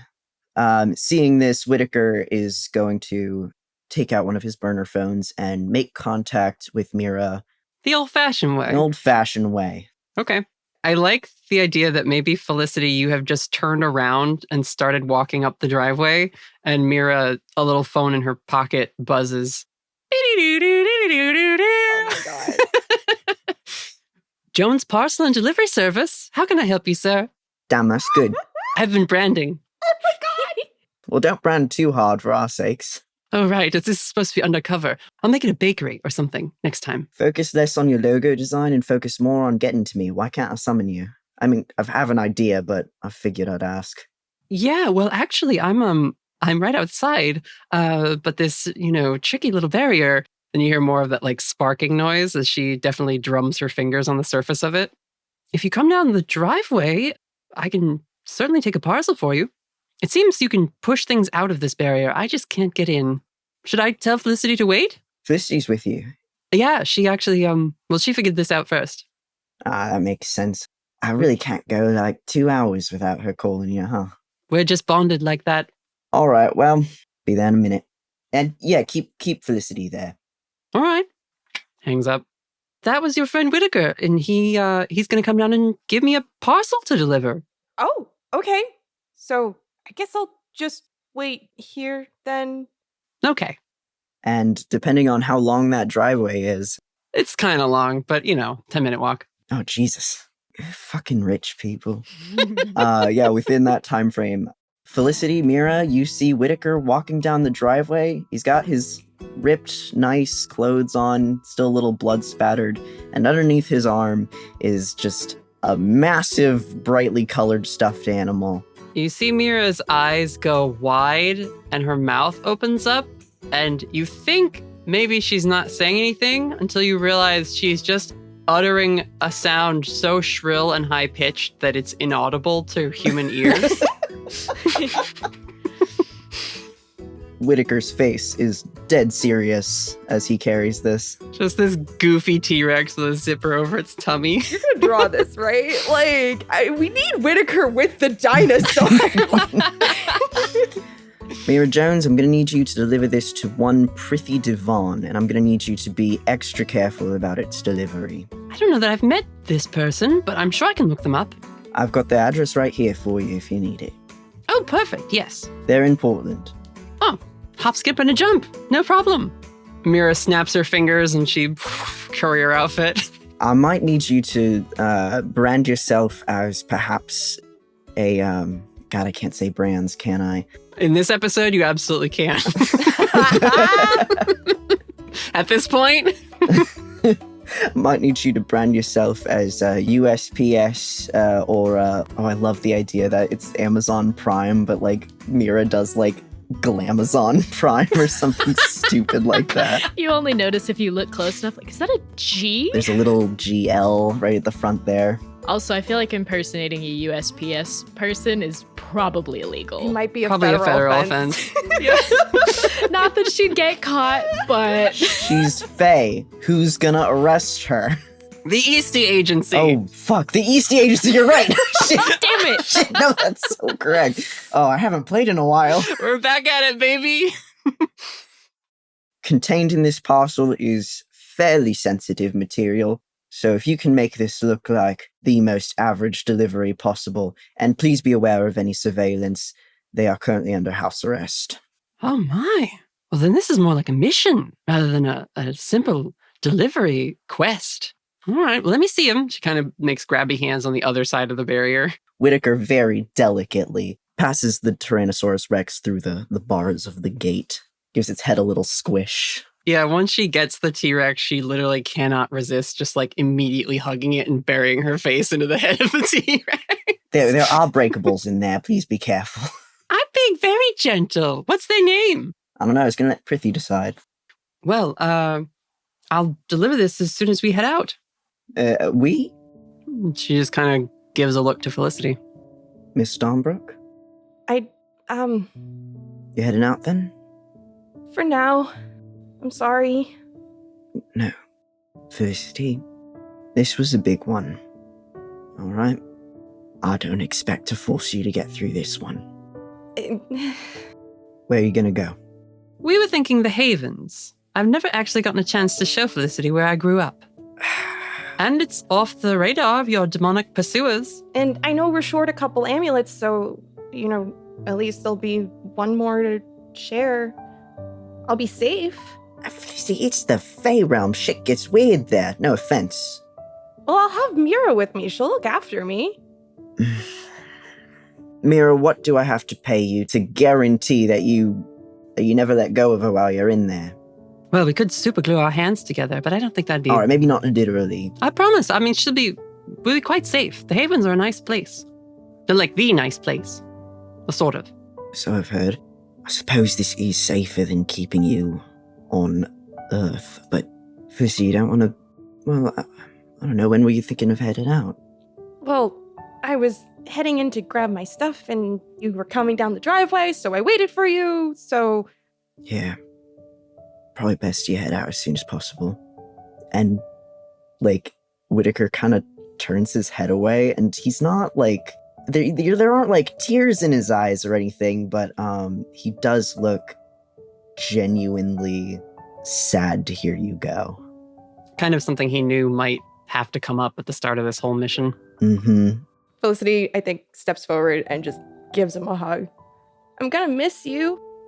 Oh, he hugs you back so tightly, and he, rubs his head over your poorly cut hair. I'm gonna miss you too, kid. And I'm glad you're not sticking around for this one. Would have loved to have you, but I'm glad you're doing this for yourself. Be careful, okay? No promises. Hey, you be careful. Holy shit. Fucking Fey realm. Hey, I've got Mira on my side. It'll be fine. I know, that's what I'm worried about. You see Mira is outside the barrier, just dancing with T-Rex. Incredible. Oh, I love him so much. What? Will you be able to get in contact with us while you're in there? Maybe, she looks to Mira, could I give you letters for them? Could we do that? To be a bit serious here for a minute, if you're worried about what's outside of this, taps the barrier, then really, once we go, you should stay in the Havens until I hear from your friends that it's safe. All right, I suppose that's probably for the best too, but if you can find a way to let us know you're doing all right, I'd appreciate that. And then she looks at you, Whitaker, and she says, I mean, once you're out of this thing, I'll be able to hear you when you call me, even in the Havens. So I can play sort of telephone with you all. Won't that be fun? Might be the one fun thing to look forward to. If you don't hear from us in maybe a week or two, I'm trying to figure out how best to word this. What I'm trying to say is, I need some way to guarantee that Felicity can or some instruction to give Mira to help Felicity return to some semblance of normal life. I don't know if I have the resources. Yeah, and I don't know that Whitaker could guarantee that, especially in a situation where he's not in touch anymore. I know what he's implying with that, so... Yeah, give me a line, because, I don't know if I can achieve this as neatly as I'd like to. To Whitaker saying, if you don't hear from us in 2 weeks, Mira quickly intuits what you're skirting around, and she says, I'll make sure Granny watches the news and fills me in. Yeah, that'll do. All right, well, you should go get your things, my dear, and we'll be off. Okay. She'll just awkwardly kind of step away from Whitaker. I don't think she stopped hugging him during this whole exchange. And goes walking up the driveway, and she might look over her shoulder back at them real quick and then just keep walking. I mean, Whitaker can come with you to like carry a bag or something or whatever. Yeah, I think Whitaker would go with her. I don't know if he's got anything particular he needs to say to Mira. He goes and catches up with Felicity. Okay. Raven. Aidan seems... Well, she's just been pretty quiet. And once you've gotten out of the hot tub and changed for bed, she comes by the guest room you picked from the 6 Corey had set up for you all. And she pauses in the doorframe. Hey, so I'll see you in the morning. Are you not... Oh, you don't need to sleep. I was going to ask if you wanted to stay here. She blinks a couple times, the way she's been doing whenever you suggest or do something sweet. Could I? Maybe just nods a bunch. I'd really like that. Me too. You can go if you get bored after a while, if you don't have to hang around all night. But... She kisses you. Cute! Raven, I won't be bored. Fair warning, though, I think I am going to sleep like a rock the second I hit this pillow. Yeah, you need your rest. It's okay. Okay. Just, communication. Absolutely. I'm sorry. I'm sorry it's been so weird. I knew it would be, but we need her help, and she's a lot. And she gestures at the house and kind of implying everything you've had to experience since getting here. Yep. She's a lot, and it's fine. You're right. We need her help, and it's fine. Aidan takes a minute to read your expression, and then she takes her hands into hers. If it's not, I'll say something to her. Okay. I think we'll be okay. She's just trying to mess with you, and I can see that, and she's trying to mess with me, and I know what she's doing, and yes, it drives me insane, but it's not a big deal, and I'll get over it. What I mean is, I appreciate you putting up with it. It's all right. I mean, if we could stay anywhere else. And Aidan pauses and then looks at you with this little glimmer in her eyes, like she just had an idea. Wait here a minute. I'll be right back. Oh, okay. Sure. And she leaves and heads down into the house. We see her looking into the different rooms. We see her check with Trey and Screech, who are back on their Twitch stream. We see her run into the kitchen.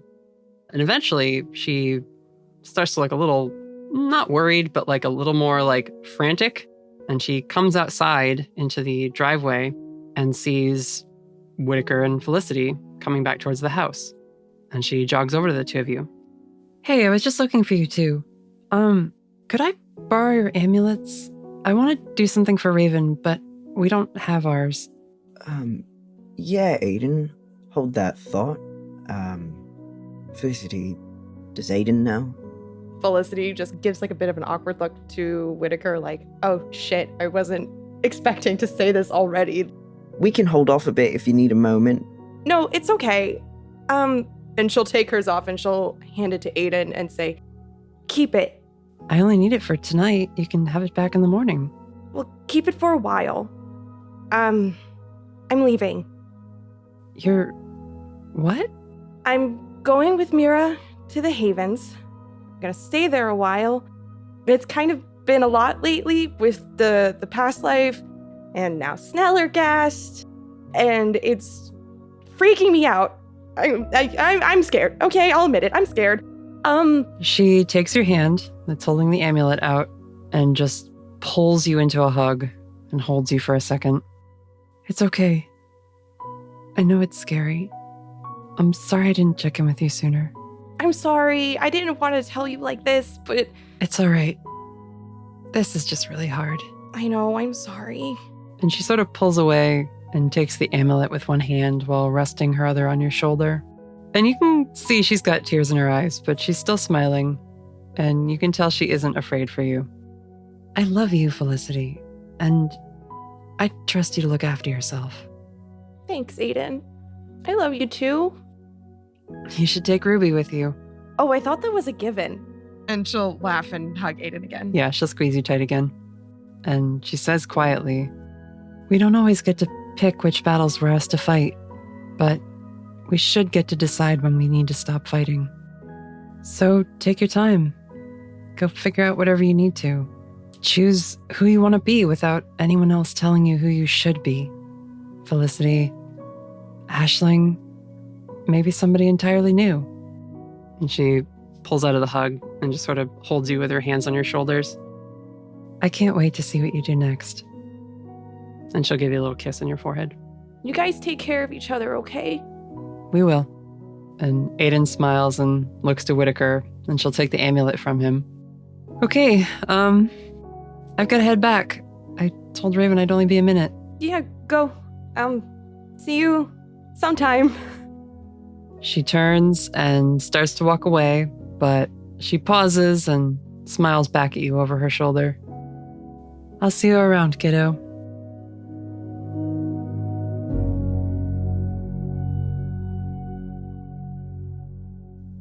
And she turns and walks back into the house. You and Whitaker can collect your things and pack your travel bag. But we're going to follow Aidan as she gets back to Raven. She walks in. You still up? Yeah. Here, put this on. Oh, okay. She'll put it on. Kind of look down at it, confused. And she walks over to the big windows that look out over the forests behind Coraline's house. She undoes a latch and pushes them open. Then she turns back to you. You can see she looks a little nervous and she's blushing. There's also a little golden glow peeking through in her cheeks. Mm-hmm. And then her wings appear. Raven stares for a second, just kind of awestruck because that doesn't get old. Yeah. Raven, let's get out of here for a while. Raven will take Aidan's hand. She pulls you into her arms. Hold on tight, okay? Where are we going? She smiles and squeezes your hand. Raven squeezes back. Let's go home. And there's a flash of light. You appear in a much smaller bedroom. It feels familiar and sort of cozy. You get hit with like sense memory and the smell of the air, the shift in temperature, and even the time of day changing. You're in Aidan's apartment. Oh, man. I think Raven's going to get really emotional about being home. Yeah. And I haven't been home in a really long time. Mm-hmm.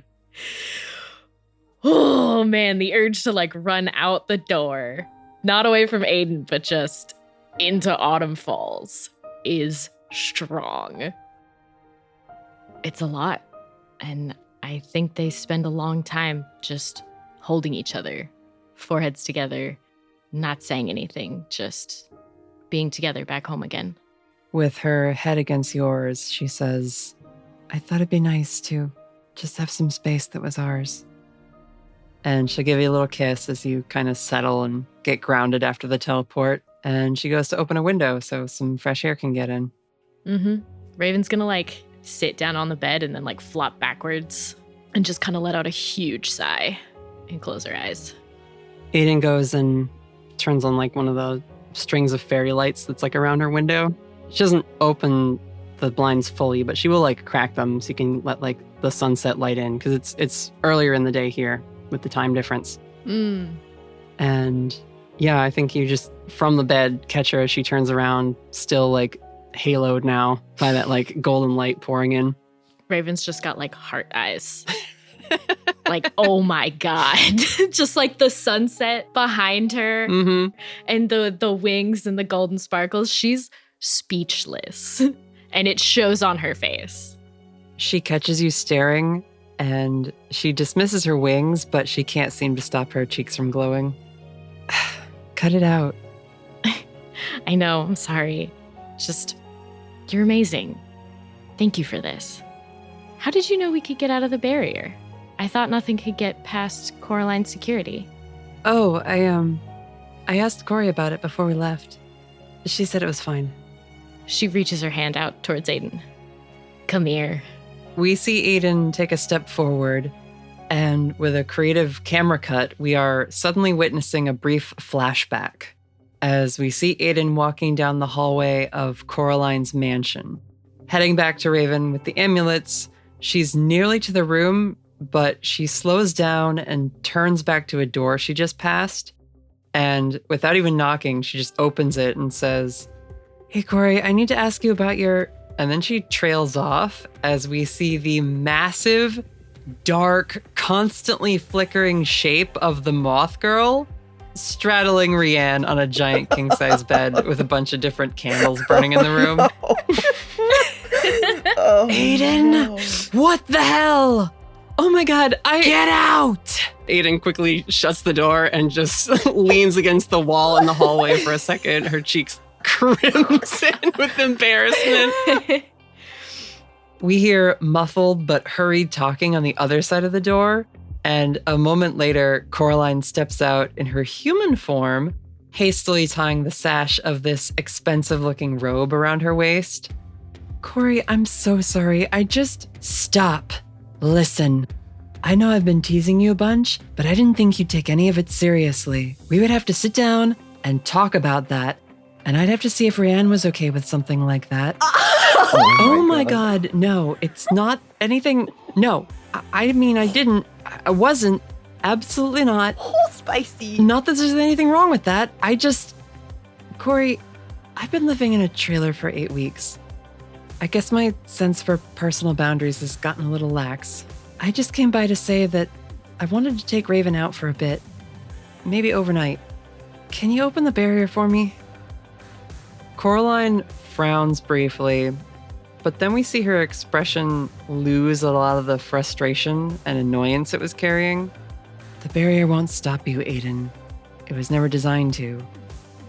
Look, I know we aren't great for each other, but my home is always open to you. You're still on my list. What about Raven? Corey rolls her eyes and avoids looking at Aidan, but she says, anyone who's important to you is on my list. That includes her. You two can teleport out and back in whenever you want, same as Jessie. Thanks, Corey. You're a good friend. Are we finished then? Because there's a sorcerer in there with the patience of a saint waiting for me to fuck his brains out. Oh my god. I'll let you get back to it. Get it, Corey. Corey turns back, but pauses as she's half in, half out of the doorway. Seriously, good luck, Aidan. I know getting into this sort of thing is hard for you, considering, well, you know. And Aidan smiles, clutching the amulets and glancing in the direction of the guest room where Raven's waiting. Actually, it's not as hard anymore. Not with Raven. Oh. And we cut back to the two of you in Aidan's apartment, and she's just looking at you with this heart-meltingly warm smile. Oh, this is fucking cute. Did Aidan explain that to Raven, or was that just a flashback that Aidan had? That was just a flashback that Aidan had. I think she would spare you the secondhand embarrassment. Okay. Oh my god, Raven would die. Yeah. It's just like, I checked. Yeah, I checked. She said it was fine. Flashbacks. Oh, man. But yeah, she just hugs you and she says, we can go back in the morning. Is this okay? This is perfect. Thank you. You're welcome. She's gonna snuggle up to her and they'll both look at the sunset together. No. And then she immediately falls asleep because she's exhausted. Yeah, you pass out immediately and Aidan just sits up with you. It's instant. So, you're welcome, everyone, for... Finally, on-screen sex. And it was with nobody we expected. Mothgirl and some priest. That one sorcerer guy. Priest? Is he a priest or is he a sorcerer? Which one is it? Both. I mean, to be fair, like, they weren't, like, in the middle of actively fucking, but they were, like, getting more into the mood. And this is the third time they've been interrupted, so... Playing Unholy by Sam Smith in the background. Oh my god. Oh my god. It's just the hulking form of Mothgirl. The giant silhouette with the glowing red eyes. What? Yeah, Oh, that was like, great. Oh my god. Okay, Rianne. Good for you. Hell yeah, man.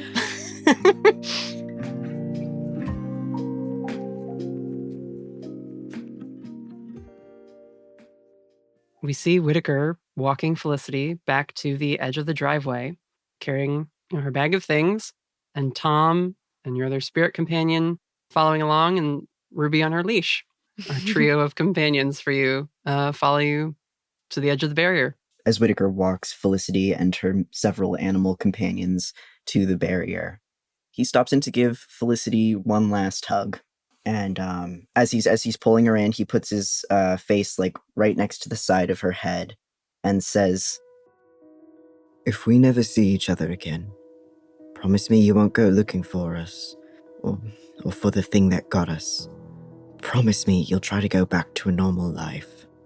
This life isn't good for people. It'll eat you up."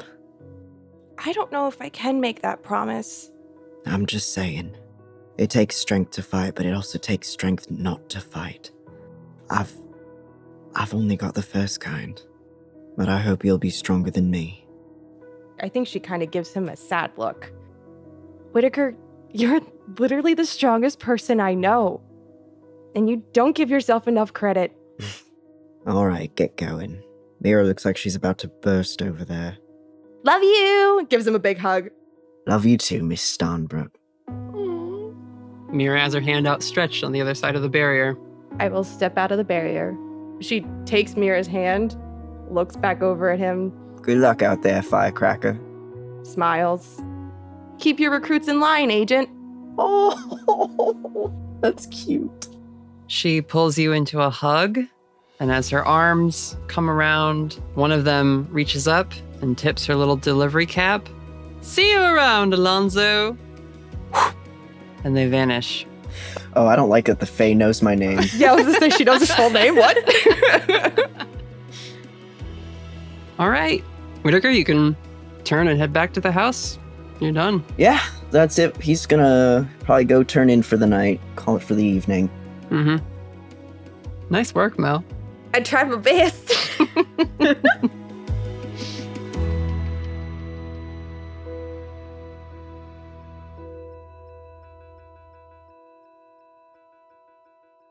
Damien, what have you been up to that night? Flying around, keeping an eye on everybody. Okay. Some kind of bird or a bat or something? Yeah, if it's nighttime, bats are pretty cool. I think he would just sort of fly around and keep an eye on things outside, sort of like he would do when they were traveling. Staying inside the barrier for safety, but still flying around the edge as a bat. Yeah, I mean, the woods are the woods. They're very manicured, like I said. It's like Koraline has paid someone to make them picturesque. But aside from that, the barrier covers like maybe an acre outwards from the house. Damien, can you read a bad situation for me? 9. I think that's just one question. Any dangers we haven't noticed yet? As you circle back over the trees of Koraline's driveway, as you're making another loop, you catch a green flash on the outside of the barrier. And then you see Whitaker walking back up the driveway alone. And you see someone approaching down the road. They're on like a moped type of delivery vehicle. And as they approach the house, you see something shoot out from the shadows, grab them and pull them in. And a package just falls onto the pavement, and a bottle of green tea rolls out and stops against the curb. I'll fly over, staying inside the barrier for safety. Stepping out of the bushes with the black bandage over the top of their face, covering their eyes, and licking 2 fingers is the human form of Snallygaster. Hello, puppet. Sorry, I'm working on it. My brother in Vice. Hey, it's good to see you again. Do you have a moment to chat? He grins and slowly walks up to the barrier with his hands in his pockets. Well, good evening, Herr Edgecrest. Seems my intuition was right. The last place I sensed you was nearby, and lo and behold, I have found your hiding spot. I mean, it's a pretty big, gold, shiny deal, so not too surprising. I was just wondering. You seem to have, a pretty strong alliance with the princes and whatnot, and they're sending whole armies after me and all sorts of spawns. So I'm trying to think. Am I being the asshole? Like, have you guys figured out some super cool plan where everyone ends up with jet skis? Or is everyone just going to end up dead? Because if you guys have a cool plan, then yeah, I'll give you guys the spark on a platter. I'll gift wrap it for you. But it seems like you just want to kill everybody. You are indeed an asshole, but that is a given. Or perhaps besides the point. As far as a plan, I am not aware of a particular plan, but what I do have is a purpose, which is something you have been sorely lacking for the last several decades, it seems. So much so that now when divinity is within your grasp, you have done what with it? Driven across this sad little continent? I cannot wait to wrest this spark from your cold, slimy chest and deliver it to Demonlords who actually know how to harness it. Yeah, that just sounds like there's going to be a lot more dead bodies, and I kind of need people to be DJs and drive cruise ships. So I'm sorry, I'll try to help you, but if you're going to be self-destructive, then I can't help the outcome for you. You are a funny little slime, Herr Edgecrest. I'll be seeing you. And he turns around, and as he walks away, his form becomes less and less humanoid, but it becomes impossible to tell what it becomes because the shapes just start to blend into the darkness as the light fades down the street. And eventually he's just gone from your vision.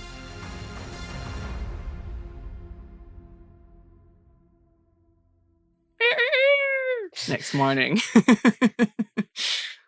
There is breakfast laid out on the table for you all. Lucas has prepared a breakfast buffet, almost like staying at a hotel, except everything is like nicer quality because it's all from like the local grocers and that kind of thing. But when you all crawl awake, Mr. Lucas says, "Please enjoy breakfast. I've made fennel and prosciutto mini quiche. Bacon-wrapped dates with a maple glaze and a cinnamon nutmeg waffle batter, should you feel inclined.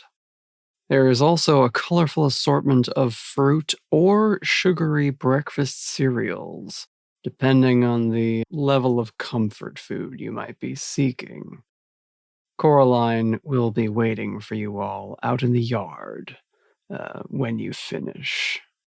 So you all can grab something to eat. But as you head outside, you can see Rianne is there with a book, several empty mugs, and he gives some of you a wave, the people who didn't know he was here yet. And one full mug, because Damien would need to eat breakfast, so he would have been outside first. So you're just hanging with Rianne? Yeah. You all see Koraline standing out amongst one of the few grassy zones of her property. She turns to greet all of you. "So, Aidan wants to use dreams against one of her siblings, but I'm going to assume none of you have any experience dreamwalking." Damien makes some cricket noises. We stare at her blankly. Technically, I was supposed to get some training on it. I opted not to. All right, I'll come out and say it. What's dreamwalking? Whitaker's already in his running clothes. He got up at 6 a.m. Dreamwalking is an advanced type of illusion magic. Illusions are magic which draws on dreams and the dream realm to bring forth things which don't exist in the real world. But if you can draw dreams out into the world as illusions, you can certainly send illusions into someone's dreams as well. At a base level, the magics are indistinguishable from one another. And sending some misleading dreams to Beelzebub is, I think, your plan? And she looks at Aidan, who shrugs and says, "This is why we came. You're the expert. And Koraline gives her a sly wink. Let's get started then. Is this something you intend to teach us how to do or how to navigate around? Because not all of us are. Okay, well, sorry, I'm not magically inclined, I'll say. She grins and looks to you, Whitaker, and you blink and she's behind you. Jesus Christ.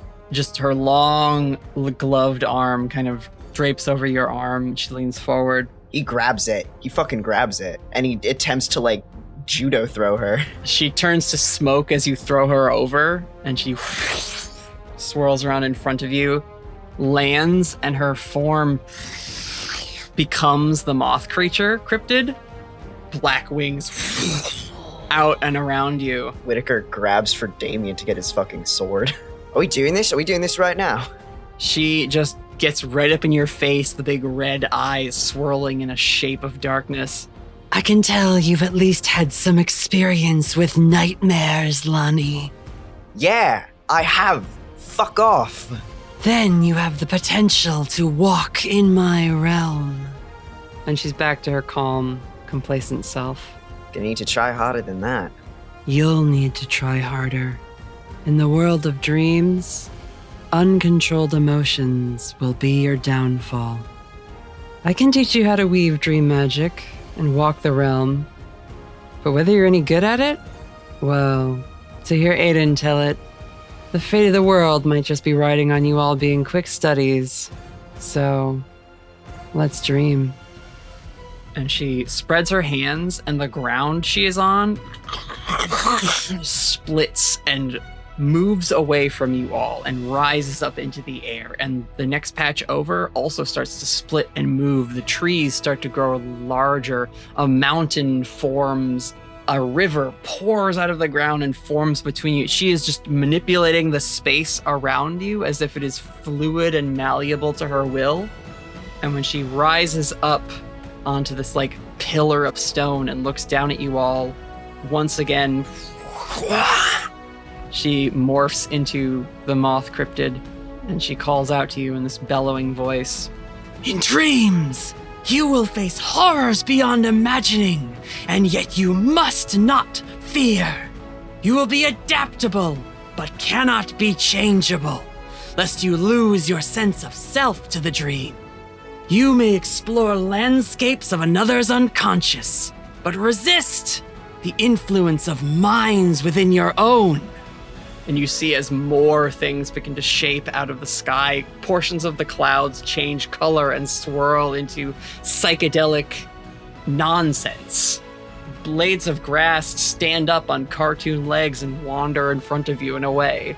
Cracks in the earth open and wails of shrieking cries and magma spout forward from them.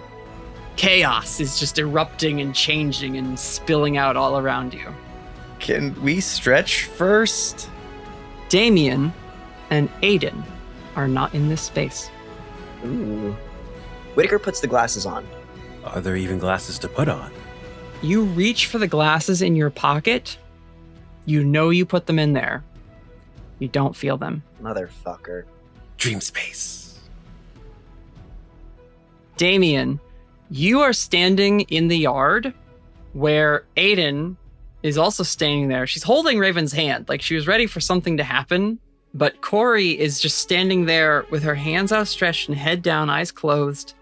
And all of your human companions fell asleep standing up and are just standing there motionless, like with their eyes closed. Not even like that their posture is lowered, but they're just standing there, calmly serene.